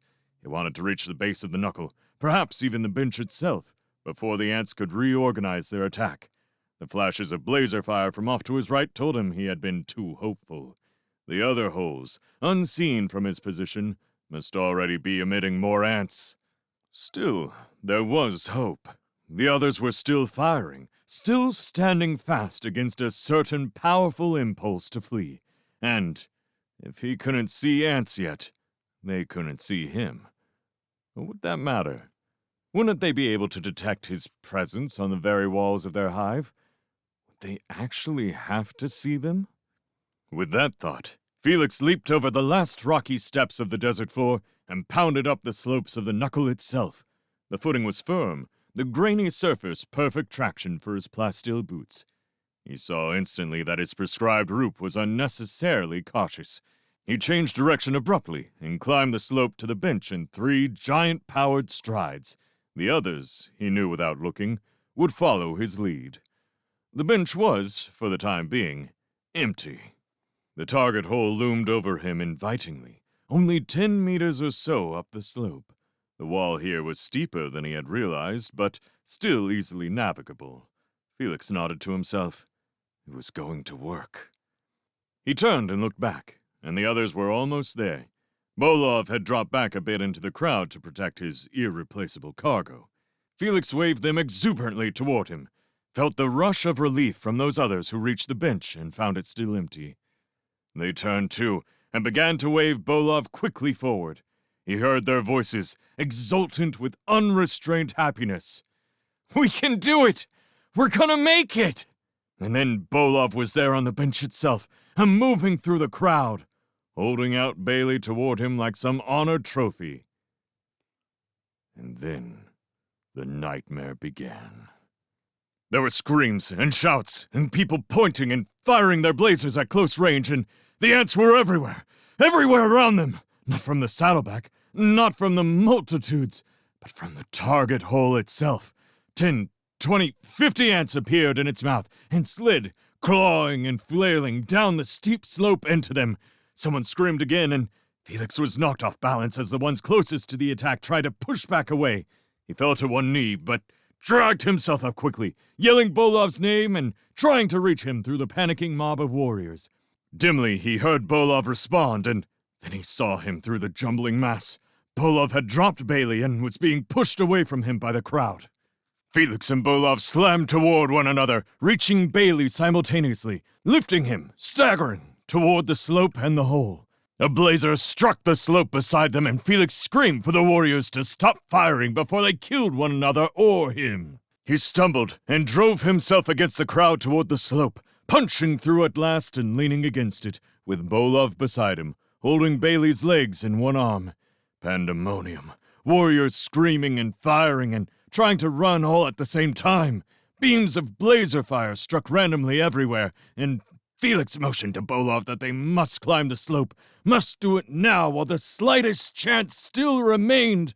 Bolov seemed to nod, or at least to understand, for they started up the slope together, slipping and sliding and being jarred by the jostling, teeming warriors, and then a mass of ants was upon him, and he lost Bailey! He was covered, engulfed by the ants that slid down into them. He struck out blindly, wildly, smashing, ripping exoskeleton, struggling to get his feet underneath him.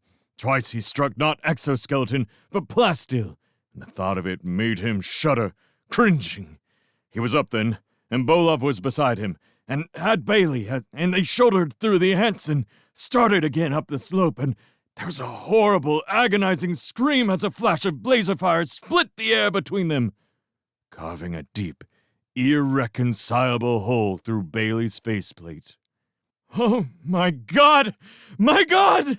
shouted Bolov, and he saw that it was not just from the shock of losing their only weapon, but from pain as well. For the stray bolt of blazer fire had cut not only through Bailey, but through Bolov as well. A pulsing hot red bubble had appeared on the inside of Bolov's shoulder. Felix stared in morbid amazement as the bubble rose and expanded and threatened to burst as it surely must. Bolov screamed again and clutched at his shoulder with his free arm and shouted over and over that he was dying. Dying. Felix had him then, dropping Bailey. He had his helmet clamped tightly to his side with his left arm as he launched them up the slope, his right arm stretched out high for some purchase, the fingers of his gloves clawing wildly at the grainy hive. He jerked and kicked and struggled and slid back some at every moment, but somehow managed to get the two of them up the slope and away from the crowd. They were several meters to the left of the hole itself, parallel to it, and the ants couldn't reach them without slipping down. The few that managed to leap towards them, he met with a resounding kick that shook them free of their grip on the wall and sent them sliding down into the roar of battle below. Briefly, Felix noted the many who were already running away, with the ants hotly pursuing. And farther, he saw that the covering fire from the maze itself had long since halted. He was alone, as he knew it would be.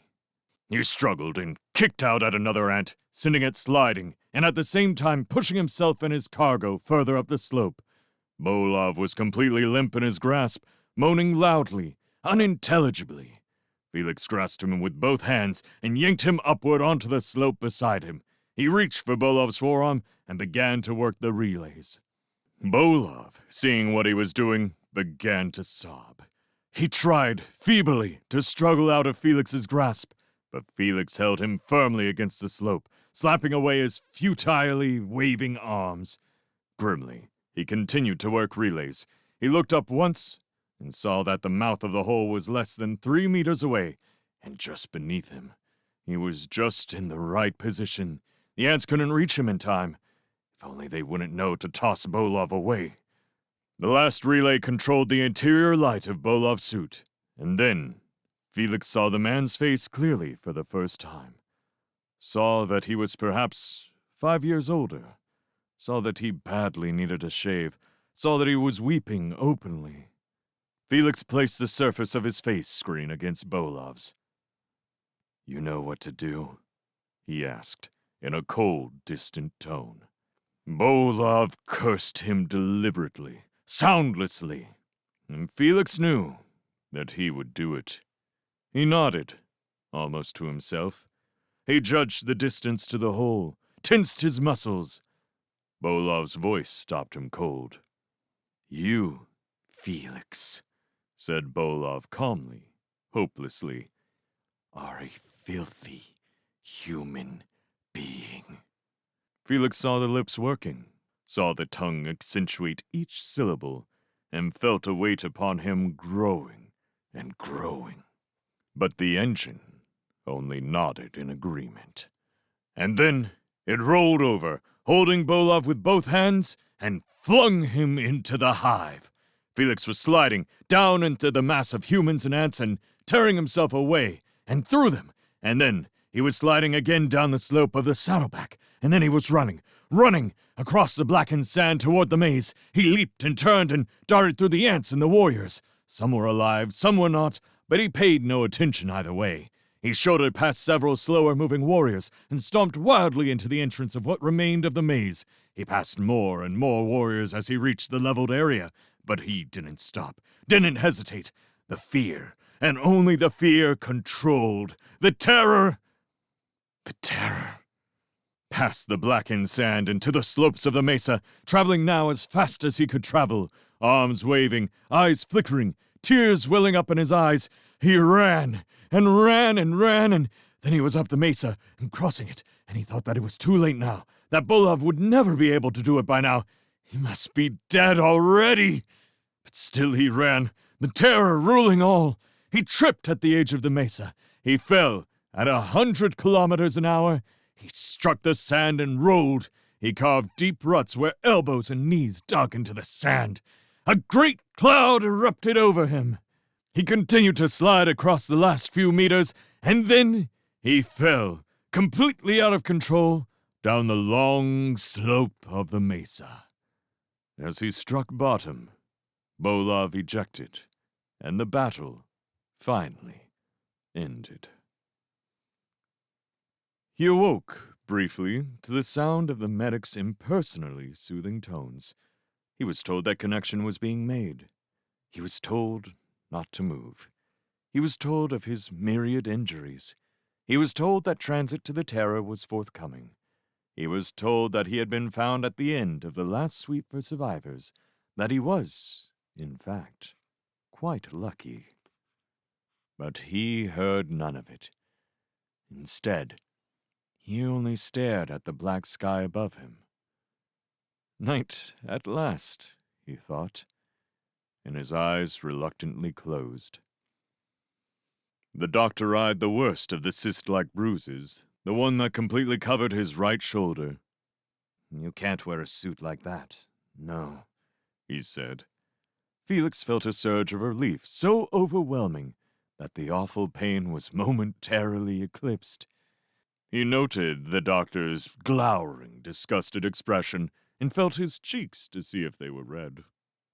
They debriefed him and fed him, and were surprised to learn that from his recorder that he was the one. They had surely thought the hero of the knuckle suitable for martyrdom. They later became angry when he ignored their questions. They thought it was because he now thought himself to be too superior to respond. This belief intimidated one of the officers, who marked his personal log with a negative entry. But Felix had been silent not from a sense of superiority, but from shame and suspicion. They woke him up entering the bay. They laughed and joked and were nervous. Then they became hushed and reverent when they found his lone sleeping figure at the end of the line of what they thought were empty berths. Quietly, they stowed their gear and crept out into the hall to talk, out of respect for a veteran. The nightmare was odd, intangible even at the time. Some nameless, formless fear was reaching out to him. It grew and swelled toward him until he admitted he was waking, that most of him had been awake for some time, and that the fear was not of some nebulous terror, but of his next drop. The rest of the bay was asleep. He pulled himself out of his berth gingerly, wincing from the pain of the cysts. He padded back and forth between the rows of berths. He found he was repeating the doctor's words over and over again in his mind. It was reassuring, he found. The lone head of a young man appeared over the edge of a berth. The two blue eyes followed his pacing. Felix stopped at last and stared back. But the young man was not embarrassed by this. Instead, he spoke. "What's it like?" he asked. Felix told him to ask someone else. "Who?" replied the young man. "You're the only survivor from this whole group, the first one I even heard of." "You're some kind of first," Forrest had said. How many firsts, he wondered, am I going to have to carry? He left, just outside, away from the blue eyes. He wandered aimlessly about the corridors of the silent ship. After a while, he realized he was naked and returned. The blue eyes were closed, the boy asleep. Felix eased himself slowly into his berth. He slept almost immediately. The doctor's words, his last conscious thoughts. The consul at the foot of the berth had called to drop all available combat personnel from his squad, his group, his sector. And his was the only name left. He kept the horror out of his face when the replacements read this on their consoles. Trying to keep from running, he stepped quickly from the bay. Outside in the corridor, he skipped toward the infirmary. This doctor was pleasant and understanding, refusing even to notice the tremor in his voice as he spoke of computer error. She only nodded and led him to the bed. Those must really hurt, she said about the cysts. He nodded gratefully, managing a nervous smile. The medics came soon and gave him salves and treatments, and then a machine covered his body in an ultra-sheer, ultra-thin envelope, leaving gaps only at the necessary orifices. At first, he fought to hide his elation. Then he was embarrassed by his needless fear. Then he was slightly ashamed of his attitude. Later, when he realized that the envelope was designed to enable him to wear his suit despite his injuries, he was too numb to speak, too wobbly to stand. In the cubicle, the black suit embraced him. Dully, he made connection and watched the dials respond. Then he sat and wept openly. Heedless, uncaring, Banshee awaits.